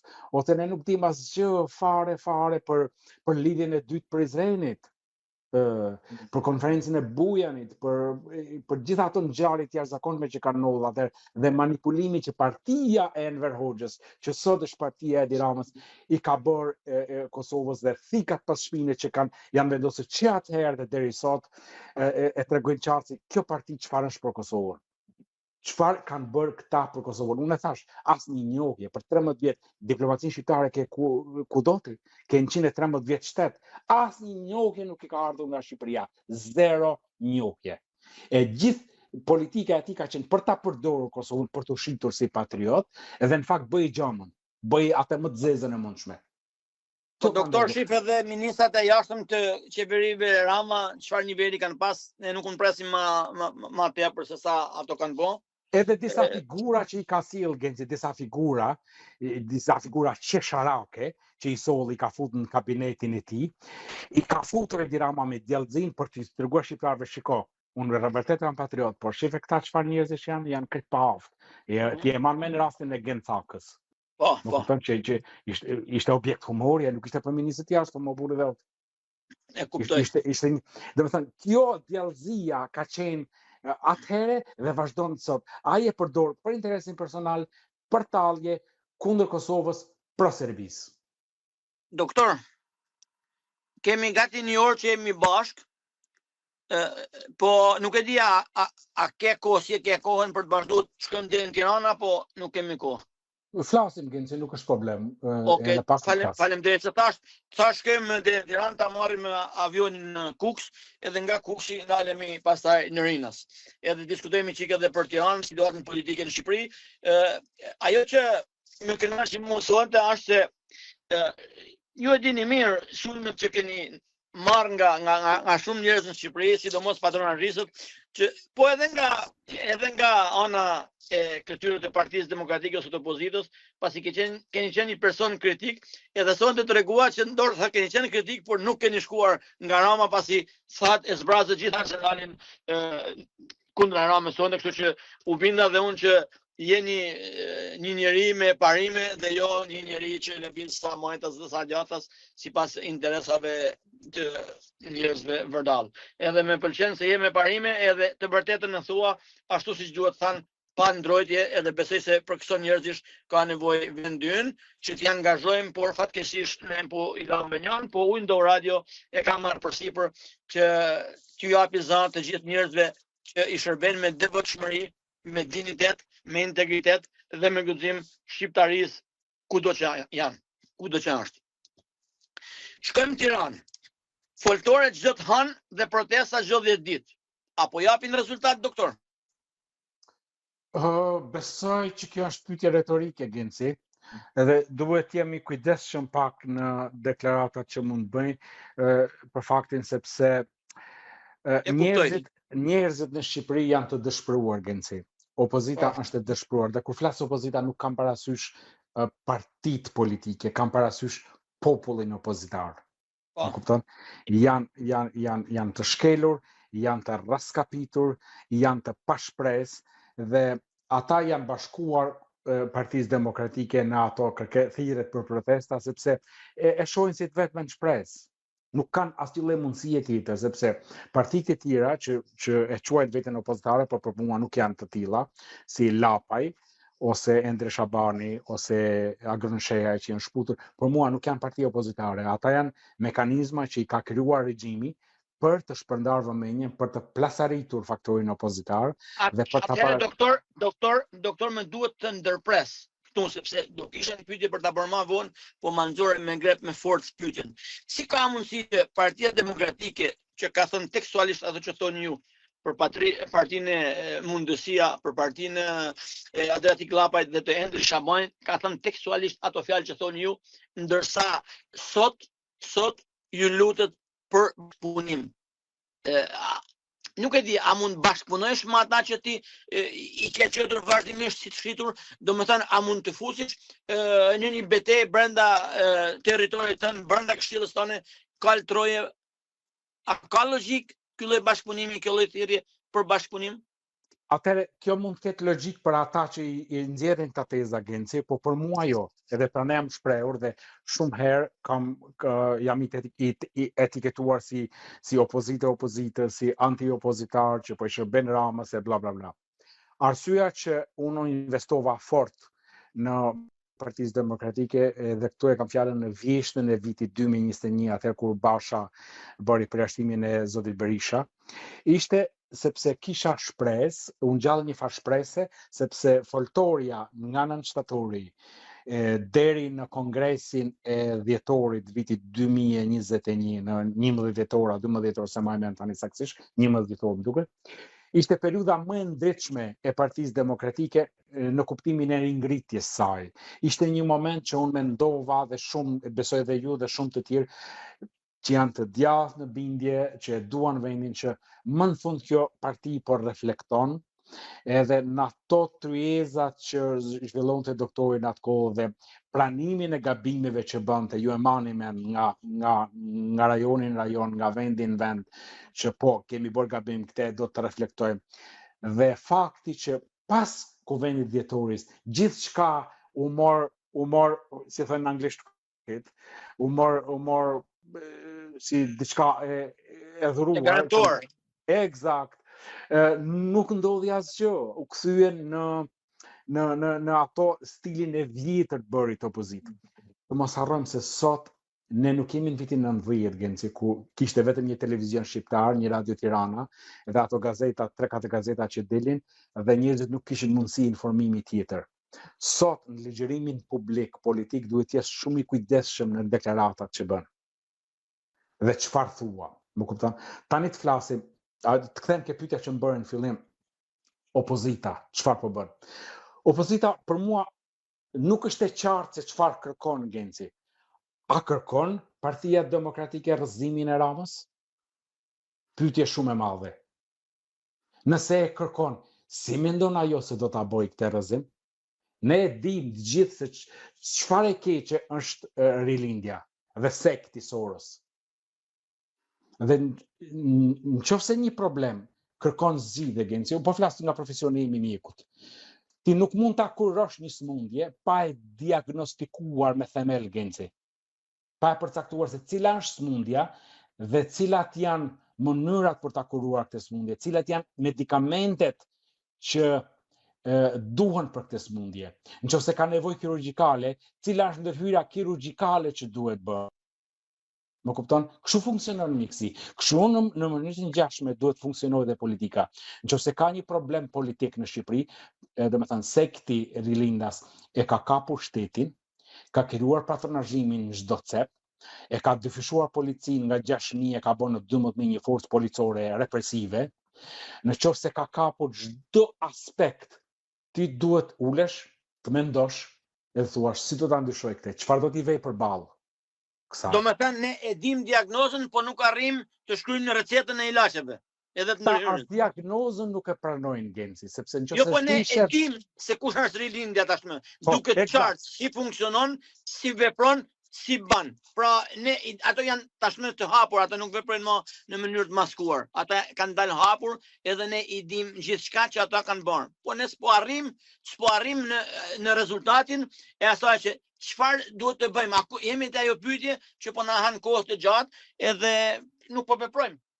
Thash du t'jem shumë kujdesshëm në etiketimin e gjërave që flas, në deklaratat që bëj, sepse nuk dua ta dëmtoj opozitën në asnjë lloj mënyre Genci, sepse nëse unë i kushtoj kohë, energji, shkoj në Shqipëri gjithë ato herë, edhe autoritari që e bëjmë modeste, e bëjmë me vetëm qëllim, unë lej fëmijët e mi, lej familjen time, lej paratë e mia këtu kur shkoj atje, për të dhënë një kontribut, e bëj sepse dua ta jap kontributin, ta ndihmoj Shqipërinë dhe shumë njerëz edhe përfshi dhe ju e bëni këtë gjë.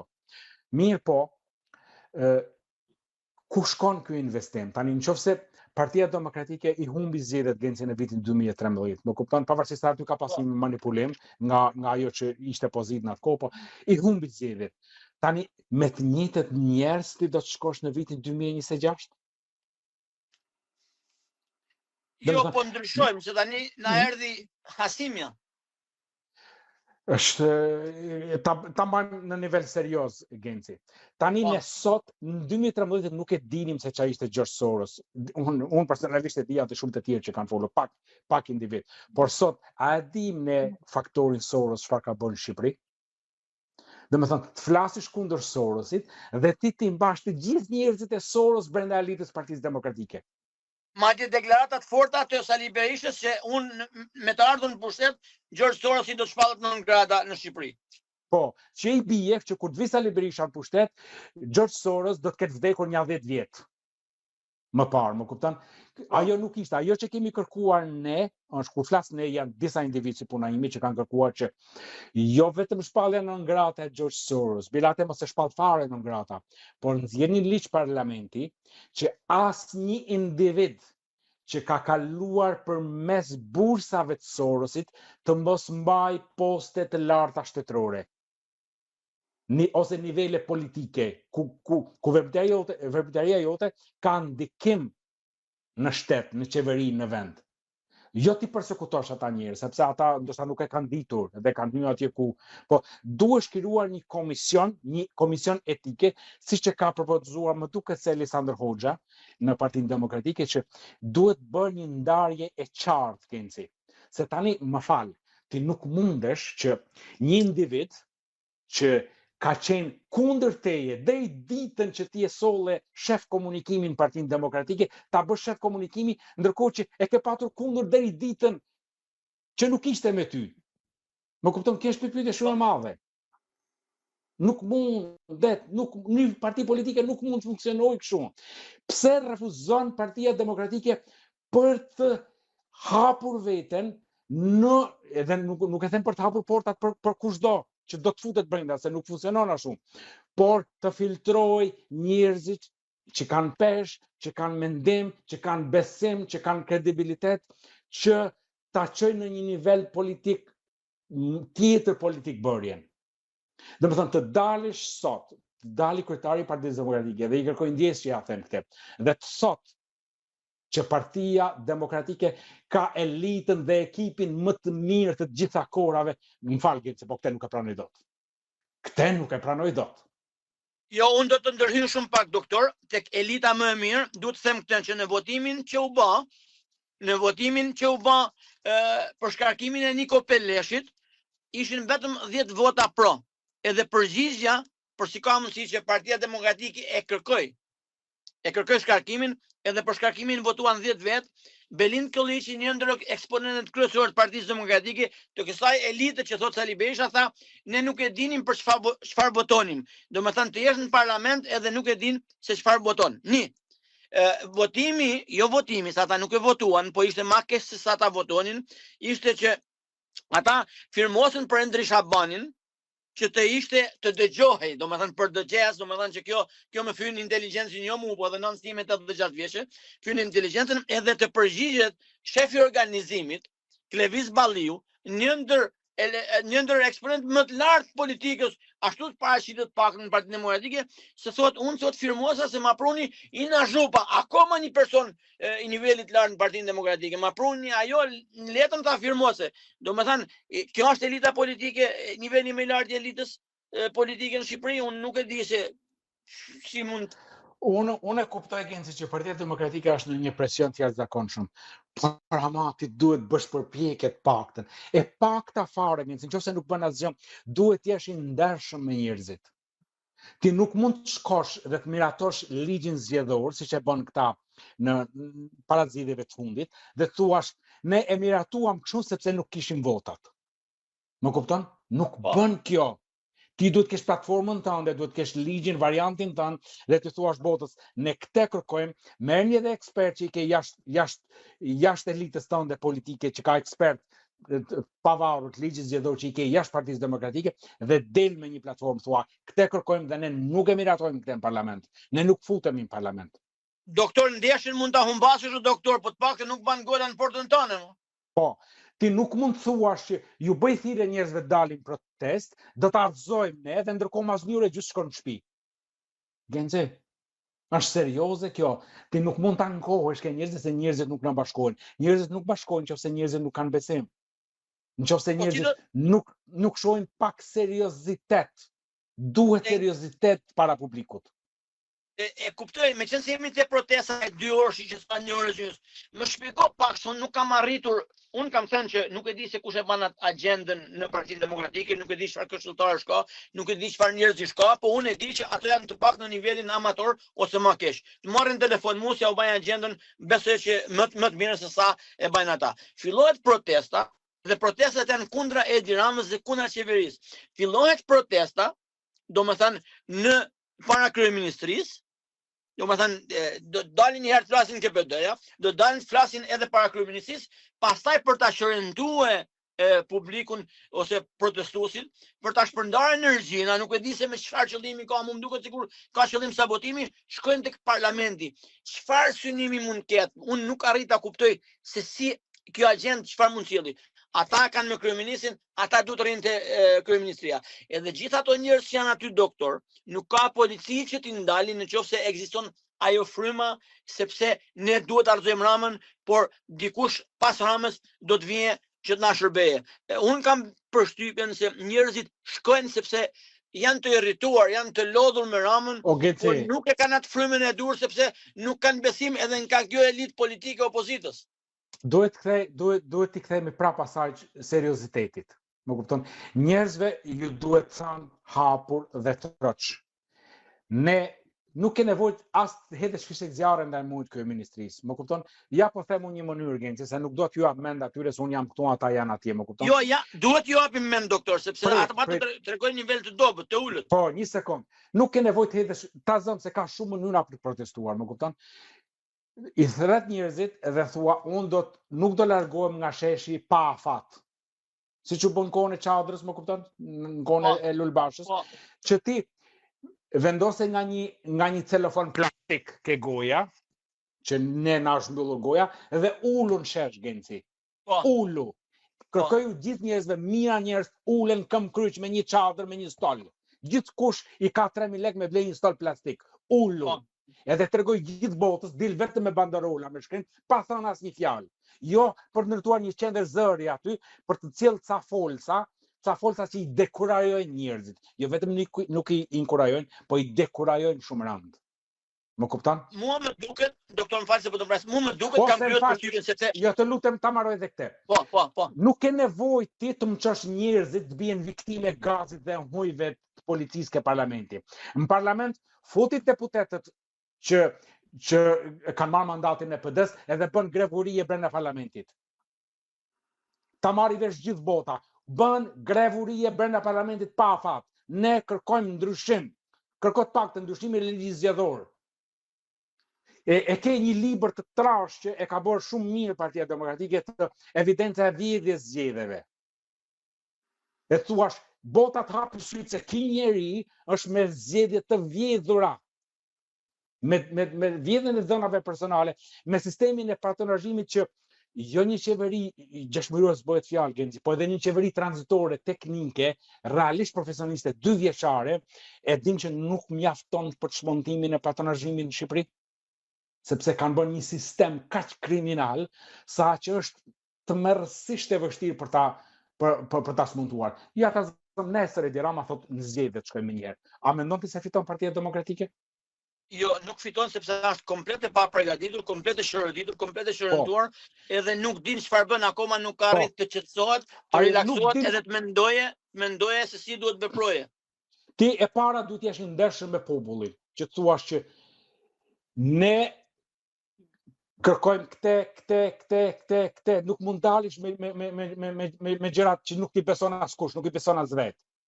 2, kërkojmë qeveri teknike me këtë afat, patronazhimin, Sorosin dhe këto janë çka kërkon ti, por ti duhet përmirësosh veten Genci.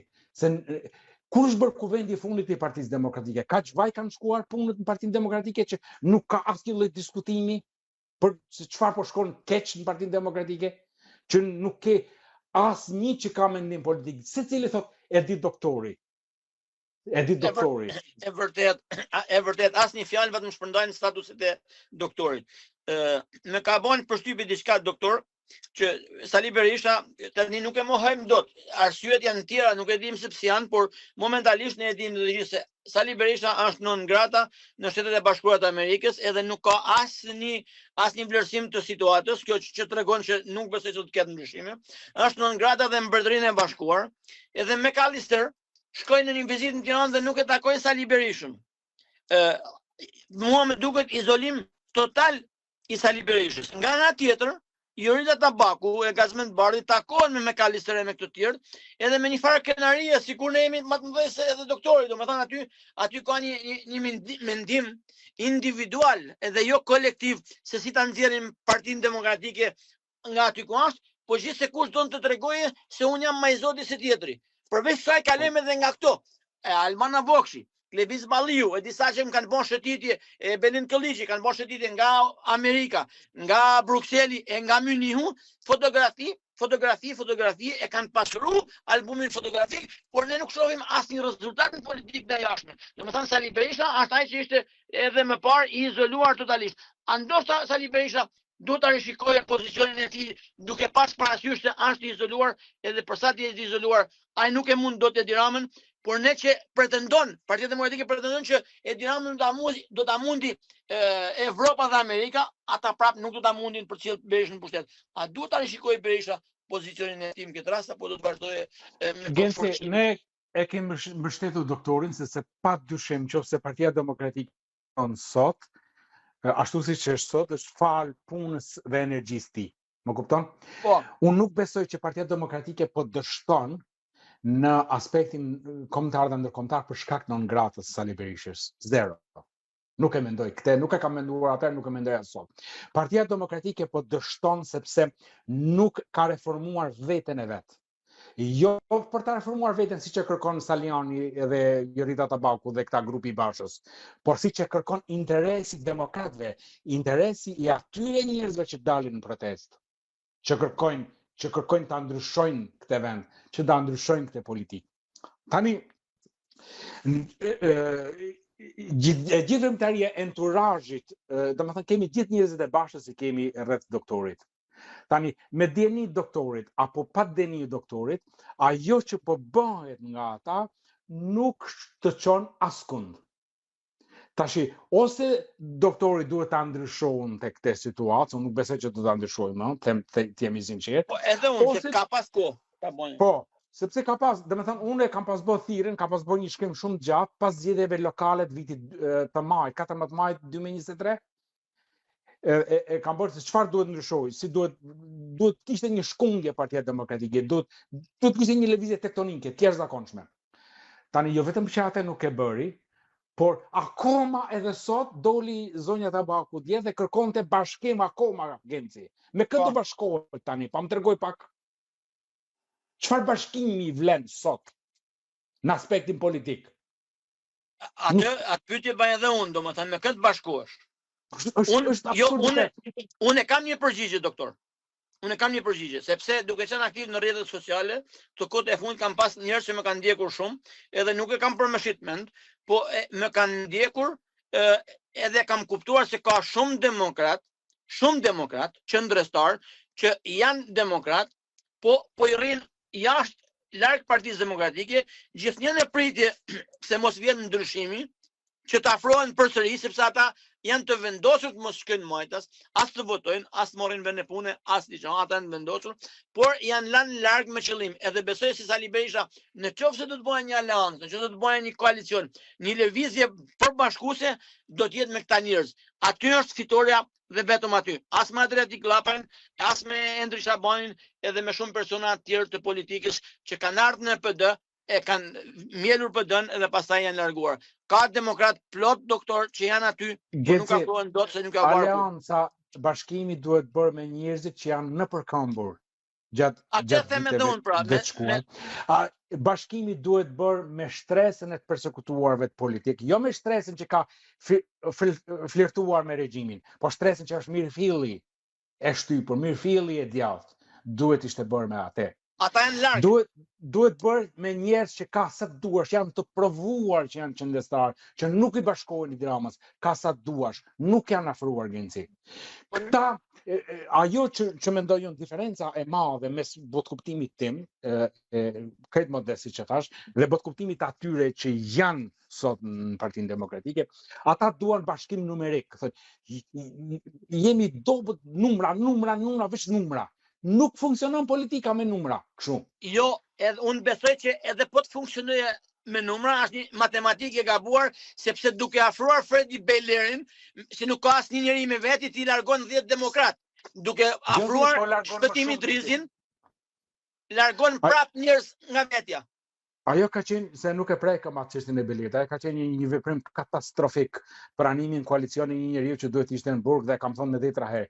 Tani vetëm para 3 ditësh, ai doli me një deklaratë që evokonte masakrat e vitit 1914, kur u shpall vërje e pire dhe i çunte akte dinjiteti dhe vetvendosje. Më kupton, deputeti i Parlamentit Evropian sot, që ti e ke patur kandidat për kryetar bashkie dhe forca kryesore politike në Shqipëri e opozitës që pretendon të jetë e djathtë, nuk guxon të bëjë një deklaratë distancimi Gens.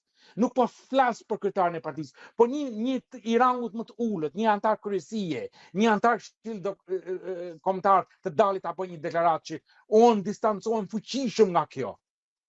Po çfarë partie je ti? Si mund të besojnë njerëzit që nesër t'japin votën ty, kur ti nuk një diçka krejt flagrante, krejt hapur, sepse Beleri e ka shfrytzuar PD-n si kanceri kur i futet trupit të shëndosh Genci. E ka shfrytzuar vetëm për interesin e tij dhe grupimeve që e mbështesin për të realizuar ato agenda që duan të realizojnë në jugun e Shqipërisë. Asnjë mbështetje Partisë Demokratike. Këta më krenon me ata 7 rezolutat që janë miratuar. Kujt i vlen, kush pyet për ato rezolutat, o Genci? Nëse ti më shkruan në tekstin e rezolutave fjali që thot minoriteti me shumicë greke në himar, ti e ke sakatuar rezolutën. Kujt i duhet ajo rezolut? Ajo është veprim i pastër antikombëtar, flasim hapur. Është ajo e ditë politike që nuk thellohet. Po, Është dita politike që nuk thellohet. Po, për të lënduar gërm për gërm. Po, Genci, unë nuk po them që të marrim armat në Greqi, se Greqinë e kemi fqinj, kemi aq shumë lidhje, kemi 1 milion shqiptarë që punojnë atje. Ne mund të jemi shumë më dinjitoz në marrëdhënie me Greqinë, po ti duhet të jesh serioz. Ti nuk mund të lejosh një kandidat të tillë që nuk po flas për peshkëpin, po vetëm për faktin që ai ka qenë i dënuar në gjykata shqiptare për përdosje të simboleve kombëtare, ti ta pranosh kandidat si pjesë e koalicionit për Bashkimin e Marrës. Jo, zotëri, duhet të jesh i prerë në këtë gjëra. Jo, ne bëjmë koalicion, zgjidhni një kandidat tjetër, hajde, urdhro, do votojmë, ne të mbështetsim. Po jo kështu. Se ma nxorë vetë, se s'kisha ndërmend ta përmendja, më kupton? Jo, e përmenda se është e përmenda sepse është një shembull tek ajo matematika që folë më herët. Pra në matematik, domethënë nëse shtoni edhe heq 2, matematikë je me minus. Dhe do të thënë unë që bashkëpunimi me LSI-n, se që të lërej tani, do më thënë një deputet për shembull doktor Ali Mehmeti që ka ngel jashta parlamentin me 18.000 vota, kemi Aulon Kalan që ka marrë një 8.000 vota edhe ai. Do më thënë 8.000, 26.000, kretë partitë opozitare, me Ilir Metën, me të gjithë ata që kanë bashkëpunuar, nuk i kanë marrë 26.000 vota. Atëherë se të duhet një koalicion ty. Përveç koalicioneve, Genci, për listat e mbyllura ka qenë një katastrofë për Partinë Demokratike. Se ti dije që do shkojë drejt humbje, se nuk do ishte naivitet mendoj që do ta mundje Edi Ramën, po të paktën të kishte një përfaqësim më dinjitos. ti nuk mund futesh në për listat sigurta njerëz që aludohet që kanë ble mandatet, që dihet qartë që nuk kanë pas asnjë njohje, asnjë status politik, as zero që kanë hyrë në listat sigurta. Ti e ke vrarë veten që aty. Prandaj them që e para është mungesa e seriozitetit. Partia Demokratike nuk them që të marrë armët kundër Ramës, sepse në demokraci nuk funksionohet me armë, por ti duhet të kesh besueshmëri, të kesh integritet, edhe atë që të flasësh duhet të qëndrosh fjalës, duhet të qëndrosh parimit, duhet të qëndrosh principit. Më kupton? Nuk mund vazhdohet me kështu që e thu diçka sot dhe e mohon nesër pa pikën, pa teklef, pa pikën e problemit fare. Kështu siç po shkojmë, vetëm se po i jepet alibia Ramës që në Shqipëri ka demokraci, edhe dalin këta dhe bëjnë në për studio ose në parlament bëjnë diskutime si kur janë në parlamentin e Norvegjisë, më kupton, diskuton për ekonomie, për gjëra artificat vogla, që nuk kanë lidhje, ti je komplet në faliment si shtet, se funksionon vetëm me para droge dhe me para mafjas, dhe ekonomi prodhuese e ke zero, nuk prodhon asgjë. Këta dhe vetë nuk janë të orientuar fare, prandaj ajo lëvizja e munguar e rifreskimit të elitës politike të opozitës, që ta freskosh në çdo nivel, pas çdo palë zgjedhjeve duhet ishte bërë një kuvent i jashtëzakonshëm Genci. Kupton? Që të kishte jo një diskutim gjysdite, po një 3 ditë debat. Imanë në Partia Socialiste që i ka bërë ato kuvendet, kongreset në vitin 2001, ku diun 2003, kur u ndan me Ilir Metën, kanë qenë shenjë demokraci, jo burri, do të pavarësisht se ka qenë një parti që nëse kemi dash kurrë, më kupton se ka qenë parti e kemi realizuar në themel. Por ata sollën, ti nuk ke debat brenda vetes, më kupton, nuk ke fare. Asnjë debat. Asnjë debat. Ne kërkojmë që të marrim dikën, ndoshta thjesht si fasad, po pa ja liru vendin dikush tjetër aty. Pra ne, ajo elit politike, ajo më amina që ka Partia Demokratike në historinë e saj, ajo duhet të jetë e paprekshme. Edhe këta kanë gjetë justifikimin se na vodhi Rama. Rama na vodhi, është vërtet, por ka shfrytzuar edhe dobësinë tonë. Patjetër që e ka shfrytzuar në maksimum. Po ti miraton amendamentet e ligjit zgjedhor para zgjedhjeve me justifikimin absurd dhe idiot që nuk kishin votat, ndërkohë që more më pak vota akoma pas zgjedhjeve. Ti justifikohesh për Endri Shabanin që ishte skandaloze. Qesharake. Jo qesharake, pa është komike komplet. Që edhe të dalish me justifikime jo po kështu, jo po e miratum se duhet kishte emrin, ai emri duhet ishte pranuar 000 në asnjë mënyrë. Ajo ja uli vlerat edhe më shumë justifikimi që Shrak e sakatoi domethënë në Partinë Demokratike nga ana morale. Edhe janë shumë, në politik edhe gabime shumë më të vogla se kaq, Genci, i kushtojnë partive politike. Po këto janë shumë serioze. Shumë serioze.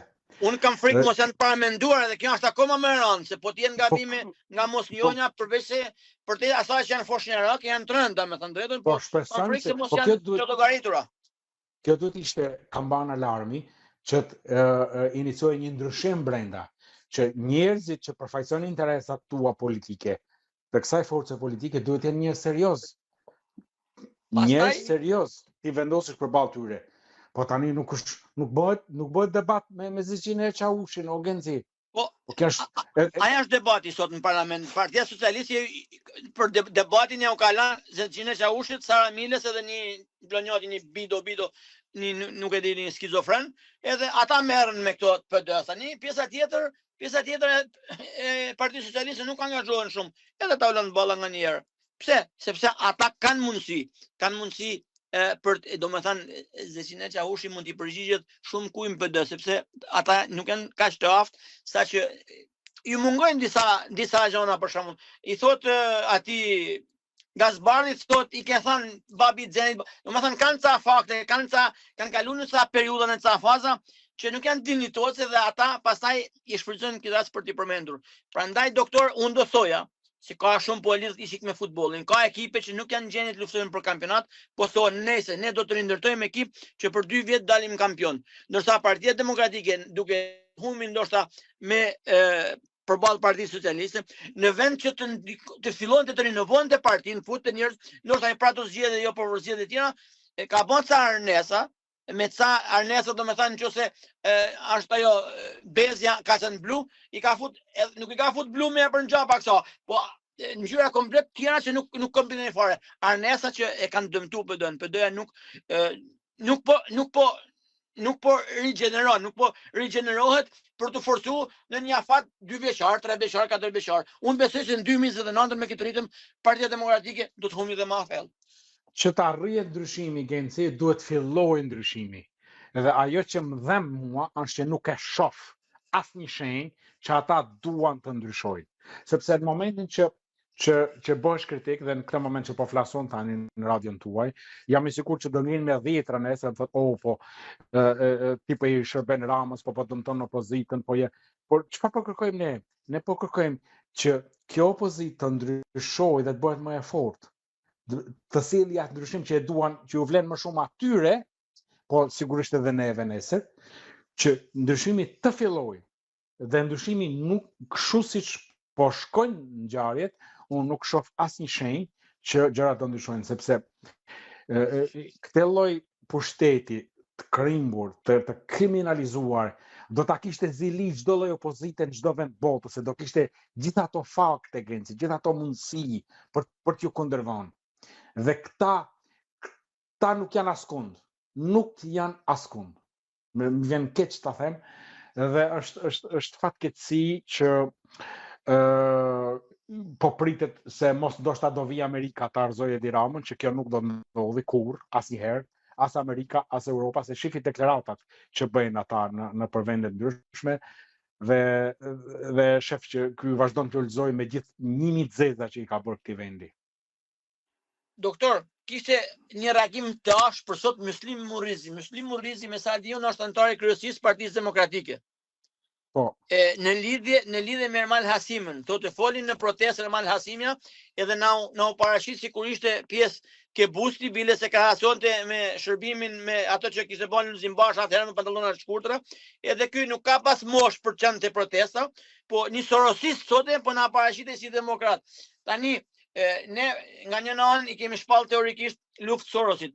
Tani kemi futur një sorosist, e kemi futur apo është futur për të na kriju atë aleancën, për të na kriju paqen midis elementeve dhe partive opozitare.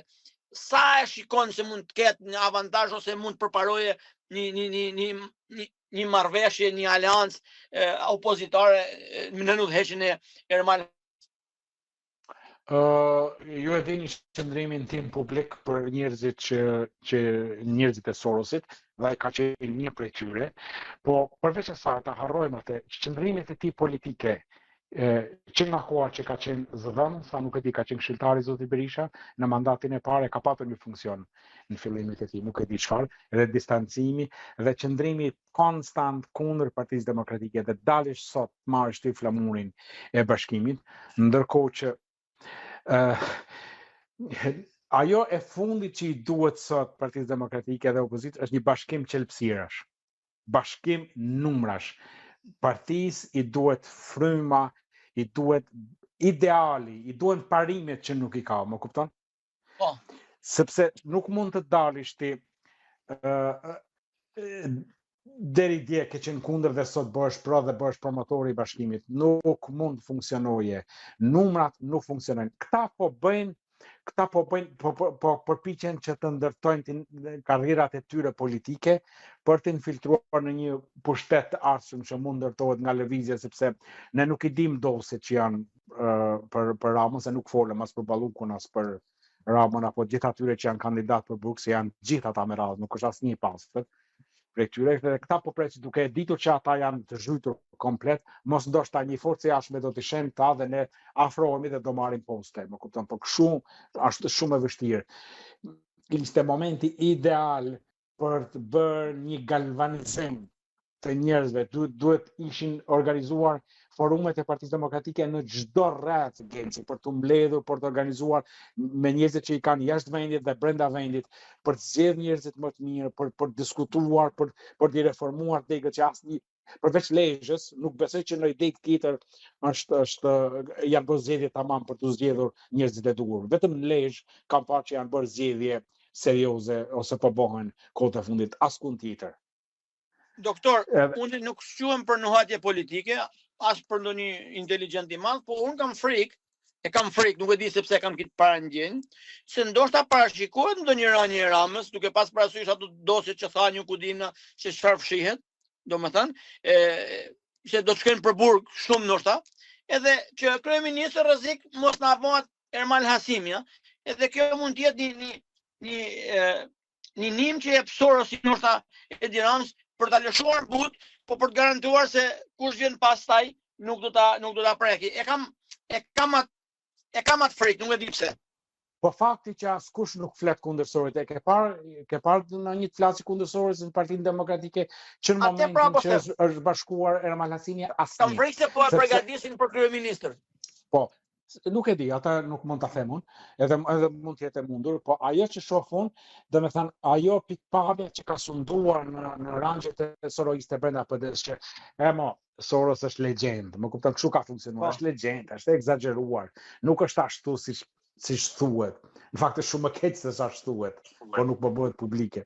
Se ne kishim momentin më ideal duke patur një administratë amerikane që ka marrë flamurin kundër Sorosit, ne duhet kishim mbledhur dosje, volume të tëra e t'ja prezantonim administratës amerikane, presidentit amerikan, njerëzit që merren me këtë punë që ne jemi kopshti eksperimental i George Sorosit. Jo Sri Lanka, ne, Shqipëria është kopshti eksperimental i George Sorosit dhe duhet ta kishim shkullur atë flamë. Ndërkohë që ata kanë marrë kontrollin dhe po lëvizin gjitha fijet, domethënë njerëzit e tij janë kudo, janë PD, janë pasoj dihet më ajo rilindja është vetë Sorosi. Por nuk ka asnjë vullnet, asnjë dëshirë sepse nuk mund ta luftojnë Sorosin njerëzit e Sorosit Genci. Ktu është thelbi. Po kupton? Njerëzit e Sorosit nuk e luftojnë dot Sorosin. Doktor, atëherë me qenë se ne jemi drejt fundit, bisedat me ju nuk marrin kurrë, sepse jeni dikush që i thoni drejt gjërat dhe keni shumë për të thënë, duke afruar drejt mbylljes. Diaspora. Ta prekim pak diasporën, domethënë, mas datës 11 maj, unë nuk kam pa qoftë edhe një lëvizje, sepse tham edhe një herë, u vodhen zgjedhjet, po ndërkohë pas 4 vitesh janë zgjedhje tjera. Duhet filloj përgatitje, domethënë duke pa dështimet dhe ku u dështue, duhet të rifillote krijimi i ndërtimit të strukturave edhe në diasporë, me Partia Demokratike dhe opozita në përgjithësi, me kriju lidhjet me diasporën që tregoj se PD-ja i ka çik të sunguara, por nuk po shoh asnjë gjë. Po gabon Partia Demokratike edhe këtu apo në fakt ka ndodhur ajo që unë i jam druajtur më shumë se çdo gjë.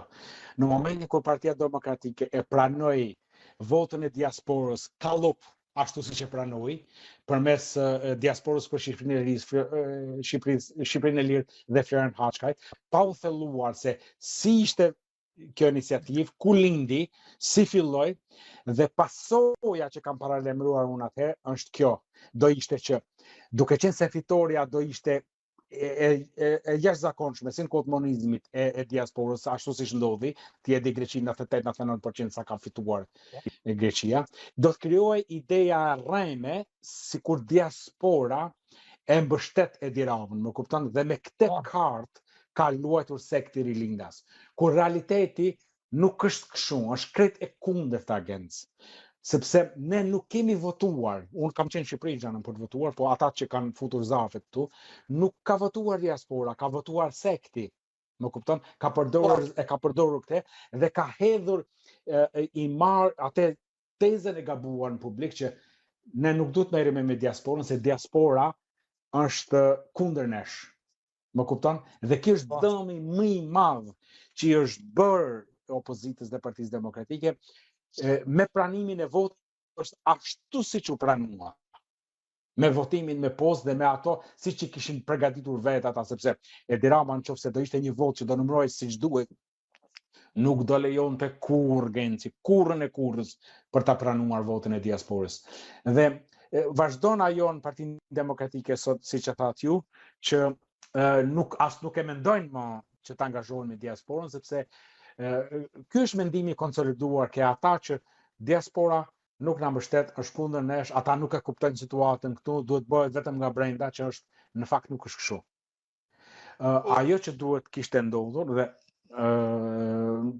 ne nuk mund të kërkojmë për diasporën kur gjërat nuk janë siç duhet nga faktori brendshëm opozitar. Sepse që në konventin e 11 dhjetorit ose më vonë duhet ishin krijuar kushtet që shqiptarët që janë jashtë kishin përfaqësuesit e vet Genci në çdo forum të opozitës.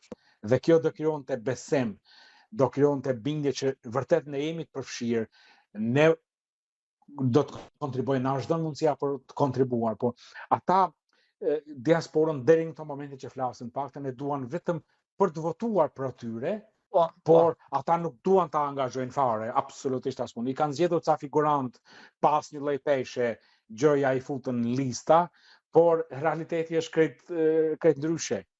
Sepse jashtë Shqipërisë ka shqiptar të jashtëzakonshëm, të suksesshëm, të formuar politikisht, që i japin do të jepin një hov të jashtëzakonshëm, sepse edhe në kohën e rinisë diaspora ka shpëtuar Shqipërinë, më kupton?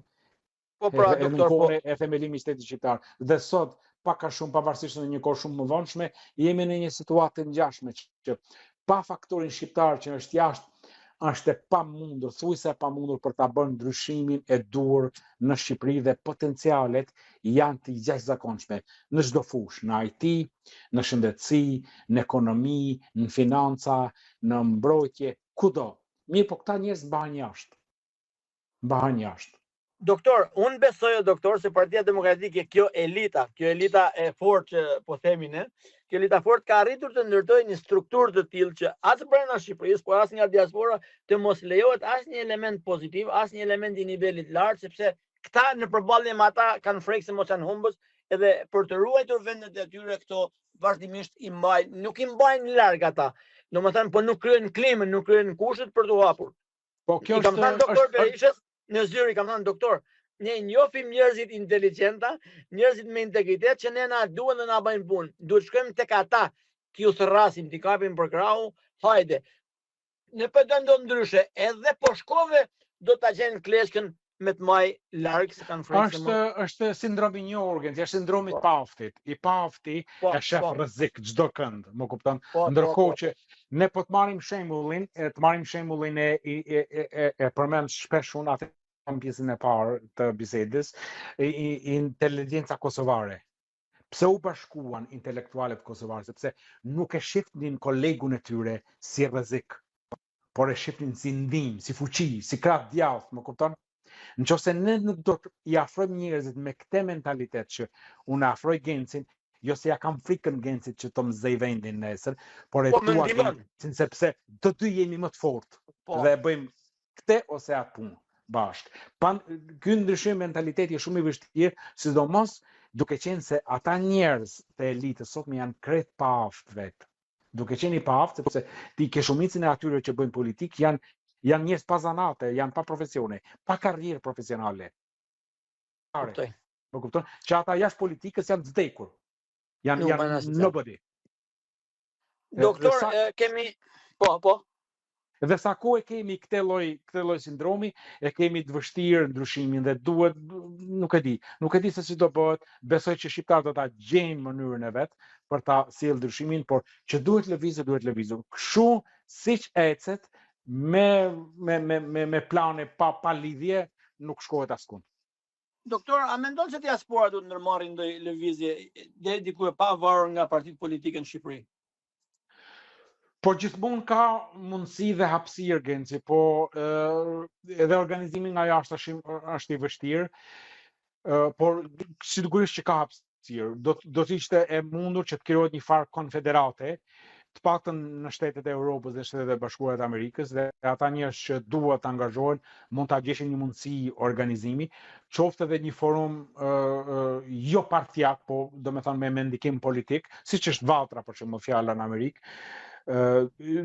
Duhet gjendet një formë organizimi që ne të organizohemi dhe të bëjmë një farë presioni nga jashtë, jo vetëm duke ndihmuar ata brenda atje, që janë në kushte në situatë dëshpërueshme, por edhe duke patur impakt jashtë vendit, sepse ne kemi fuqi dhe mundësi për të ndikuar në qendrat në vendet ku jetojmë me një organizim që ne kemi mundësinë për ta bërë sot, por duhen që njerëz që janë që kanë aftësi organizative për që ta gjejë dikush iniciativën, po duhet një kujdes i madh sepse është abuzuar shumë me mërgatën jashtë, se ke shembullin e diasporës për Shqipërinë e Lirë që ishte krijim safi i sektit Rilindas dhe kjo i dha Doktor, me një duhet të dërm. pres këtu te kjo fjali sepse drejtuesi i diasporës për Shqipërinë e Lirë e di sa shkrahoj gjatë tani i Ermal Hasimes për të bashkuar opozitën bashkë në një front. Po. Këto janë gjonat. Po. Këto janë. Aty është. Ky ka qenë qëllimi në fund-fundit për karrierën personale. Por ata i kanë shërbyer sektit dhe ajo ishte lajm i keq. Është zakonisht lajm i keq për fshirja e tij atje dhe duke qenë se kemi dështuar shumë keq në një forum tillë që mund të ishte shumë pozitiv në teori, nëse do ishin njerëzit e dur dhe u kanalizuar në drejtime tepër të gabuara, i bën njerëzit skeptik që të marrin iniciativa të reja nga frika se do të infiltrohen nga njerëz që prap do t'i shërbejnë regjimit dhe kjo është frika e njerëzve dhe unë e kuptoj hezitimin e shumë njerëzve në lidhje me këtë, se ka pas shumë tentativa, shumë herë, shumë ftesa kam marrë unë dhe mas disa verifikimeve që i kam bërë unë jam larguar me një herë se kam parë që janë fiasko. Komplet. Doktor, unë jam pro Kastile ta bëra pyetjen të angazhimit të diasporës në një front, ndoshta për ta shpëtuar Shqipërinë nga aty nga një rrugë pa krye ku ka hyrë edhe radio jon do të jetë telefon i hapur siç është edhe emisioni për gjithçka që ka një fjalë për thënë për një angazhim, edhe ne do të mundohemi të japim kontributin maksimal për të mos hyrje mërgatës kudo që janë, që ne të angazhohemi çik më seriozisht edhe ta lëm nga një punë tonë ndoshta pa bë për interesin madhor, interesin kombëtar që vetëm duhet korrigjoj pak, ne nuk mund ta shpëtojmë, ne duhet jemi me këmbë tokë, po ne mund të japim një dorë të fuqishme, mund të japim një ndihmë. Sepse faktori kryesor për ta bërë ndryshimin do të jetë në Shqipëri. Jashtë Shqipërisë nuk bëhet. Ne i japim një mbështetje të fuqishme, e kemi potencialin për ta bërë, por ne nuk mund të jemi faktori përcaktues dhe këtu duhet jemi të qartë. Nëse ndoshta u shpreh çik në mënyrë të egzageruar, por ne duhet të japim kontributin tonë dhe gjithsekush që ka një fjalë për të thënë, një ide për ta thënë, është i mirëpritur në radion tonë. Doktor, ne kemi kaluar çdo limit edhe më bën përshtypje se unë pata të ftuar një dikë tjetër, unë më dërgoj mesazh, ishte kolonel Dritan Demiraj, që kur e thirra ishte i gatshëm, e kam thirrë edhe një herë tjetër dhe ka qenë i gatshëm për dështuar për arsye teknike, edhe unë e besoj se ai kishte një emergjencë në punë sepse edhe sot e kishte konfirmuar se do të marrë pjesë, edhe u stresova çik, po gjithaj stres më kthye në një kënaqësi nga ky bisedë me ty doktor, sepse je me të vërtetë i mrekullueshëm në bisedë, je me të vërtetë një person që i thuaj gjëra troq, je me të vërtetë një person që di. Edhe shumë njerëz më thonë mua shpesh herë, bile vllai ma ka thënë ti gjen sa çfarë merr nga radio, tha koç shkon nga radio. I thash unë nuk marr as që nga radio, nuk fitoj, nuk e bëj në mënyrë vullnetare, por unë diskutoj e flas me njerëz me mend, edhe diçka mësoj edhe unë prej atyre. Pra doktor nga ti, unë besoj se ne duhet mësojmë, unë për veti mësoj, edhe të falenderoj që vjen me zonin tan edhe në radion ton, edhe në përmjet rrjeteve sociale, që unë besoj që është kontribut, pavarësisht se shumë kush nuk e ka vlerësuar. Unë falenderoj. Edhe fjala jote janë kontribut atdhetar, kështu që unë e vlerësoj shumë. Jemi drejt fundit siç e thash, nëse ke ndonjë mesazh ose ndonjë fjalë të fundit për dëgjuesit e radios, keni kohën në dispozicion. Genzi njerë të falenderoj për ftesën. Unë i refuzoj shumë ftesa, them drejtën, sepse nuk dua të ekspozohem. Po mu shme refuzon dot, doktor.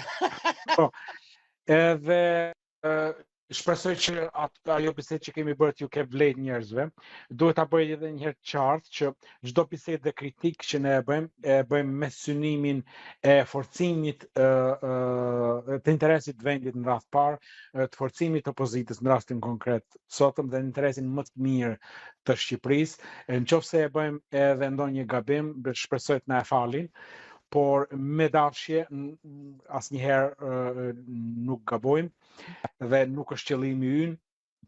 Shpresoj që gjërat të mos jenë aq pesimiste saq ndoshta i kemi paraqitur sot, edhe ne shqiptarët kemi kaluar periudha shumë më të vështira edhe më përpara, momente shumë kritike në historinë tonë dhe shpresojmë që do ta gjejmë rrugën edhe kësaj radhe që ta çojmë vendin në ato shinat që e meriton të jetë dinjitoz mes kombeve më të përparuara të botës. Dhe shpresoj. Ne besoj, doktor, që jam shumë dakord me ato që gjërat nuk janë kaq pesimiste, por ne do të jemi këtu për të qenë fort për ta luftuar pesimizmin, por edhe duke luftuar në një farë forme edhe entuziazmin e tempruar të kilometrit fundit, që ai kilometër nuk e di se sa i gjatë, po na derdhe me shumë kthesa. Prandaj duhet jemi optimist, por gjithmonë me kam tokë, edhe duke punuar çdo kritik ka interes kombëtar, interes zhvillimin e situatës politike që pastaj sjell zhvillimin ekonomik të Shqipërisë, edhe në asnjë moment nuk është për të ndëshuar dikan apo për të goditur dikan. Ne po, me kritikën them, sepse ne Ramën edhe qeverin nuk e kritikojmë, e luftojmë. Ata janë për të luftuar, ndërsa pjesa jonë, pjesa opozitës, edhe ne jemi pjesë e saj, jemi për të kritikuar, për të angazhuar, për të forcuar që nesër të kemi shpresë edhe për të luftuar, edhe për ta mundur kundërshtarin që është një kundërshtar dy herë i keq. Edhe politik, por gati është kundërshtar në kuptimin nacionalist, është kundërshtar i vetë kombit shqiptar, i vetë ardheut ton, i vetë shpresës ton. Kështu që ne do punojmë aq sa mundsi kemi. Doktor, të falenderoj. Ju falenderoj dhe juve, natën e mirë, dhe i përshëndet dëgjuesit tuaj, edhe ju kërkojmë falje nëse i kemi lodhur dhe bezdisur pak. Jo, në asnjë mënyrë, sepse ne kishim mundësi ta mbyllim edhe më herët, por nuk e mbyllim sepse jemi sigurt se dëgjuesi kishte çfarë të ngjonte nga një, më fal, nuk dua të ta egzagjeroj, por për mua një mendje ndritur e diasporës, që unë si diasporë krenohem me njerëz të tillë që ka diaspora, por nga ana tjetër ndihem keq që Shqipënia nuk i shfrytëzon këto asete dhe këto mendje, edhe mundohet me agentin mbaj larg, se mos shfrytëzimi për pa dije ndoshta nuk është një gjë e madhe, por kur i mban larg me agent, është, unë do ta quaja krim, me thënë drejtën, krim kombëtar, po ja, kështu jemi në shqiptarët, por shpresoj të ndryshojmë. Ju falenderoj dhe natën e mirë. Doktor, natën e mirë. Të nderuar dëgjues të radio, jam unë Gens Pashuku, që isha në një bisedë nga studio në Londër me doktor Mila Imnelën, po nga Londra. Besoj që diçka kemi prekur, kemi folur, nuk e di nëse ju ka pëlqyer apo jo, por jam i sigurt që nëse unë jam amator në këtë ndërmarrje që kam marrë si moderator, mund të mos shkojnë gjëra sipas asaj që dëshironi ju, por një gjë duhet dini, unë të paktën do mundohem gjithnjë të bëj më të mirën si person. Mendimin tim që shpesh herë mund mos jetë edhe mendimi juaj, por unë do ta respektoj mendimin tuaj, ashtu dua që edhe ju ta respektonin mendimin tim, qoftë edhe i gabuar, por qëllimi asnjëherë nuk është i gabuar. Do mundohem që në radio, emisionet e mia, mikrofoni i hapur, të sjell mendje të ndritura, mendje që duan të kontribuojnë për atë për Shqipërinë, si nga Shqipëria edhe nga diaspora. Shqipëria ka njerëz me mend, Shqipëria ka intelektual, por me agent nga politika mbahen larg, pasi janë kërcënim. Janë kërcënim për politikën, por në fakt janë garanci për vendin edhe për zhvillimin e tij. Por ne shqiptarët më shumë, nuk them ne, kryesisht politika, më shumë shikon interesin personal se sa interesin kombëtar, edhe prandaj vetë faktet tregojnë që ata nuk punojnë për kombin, por punojnë për vete. Edhe nuk e kanë problem që nesër ta shkatërrojnë edhe atë dhe kombin, pasi ndoshta me lek që kanë mbledhur ata mund të jetojnë në çdo vend të botës. Edhe një herë ju falenderoj nëse na ndoqët, edhe me mua takohemi përsëri të martën në emisionin e radhës. Ky ishte një emision i jashtë radhe. Falenderoj drejtuesin e radios zotin Leonard Koja që më dha mundësi që të futem jashtë radhe për një emision sonte. Takohemi përsëri të martën. Ju uroj natën e mirë edhe mirë dëgjofshim.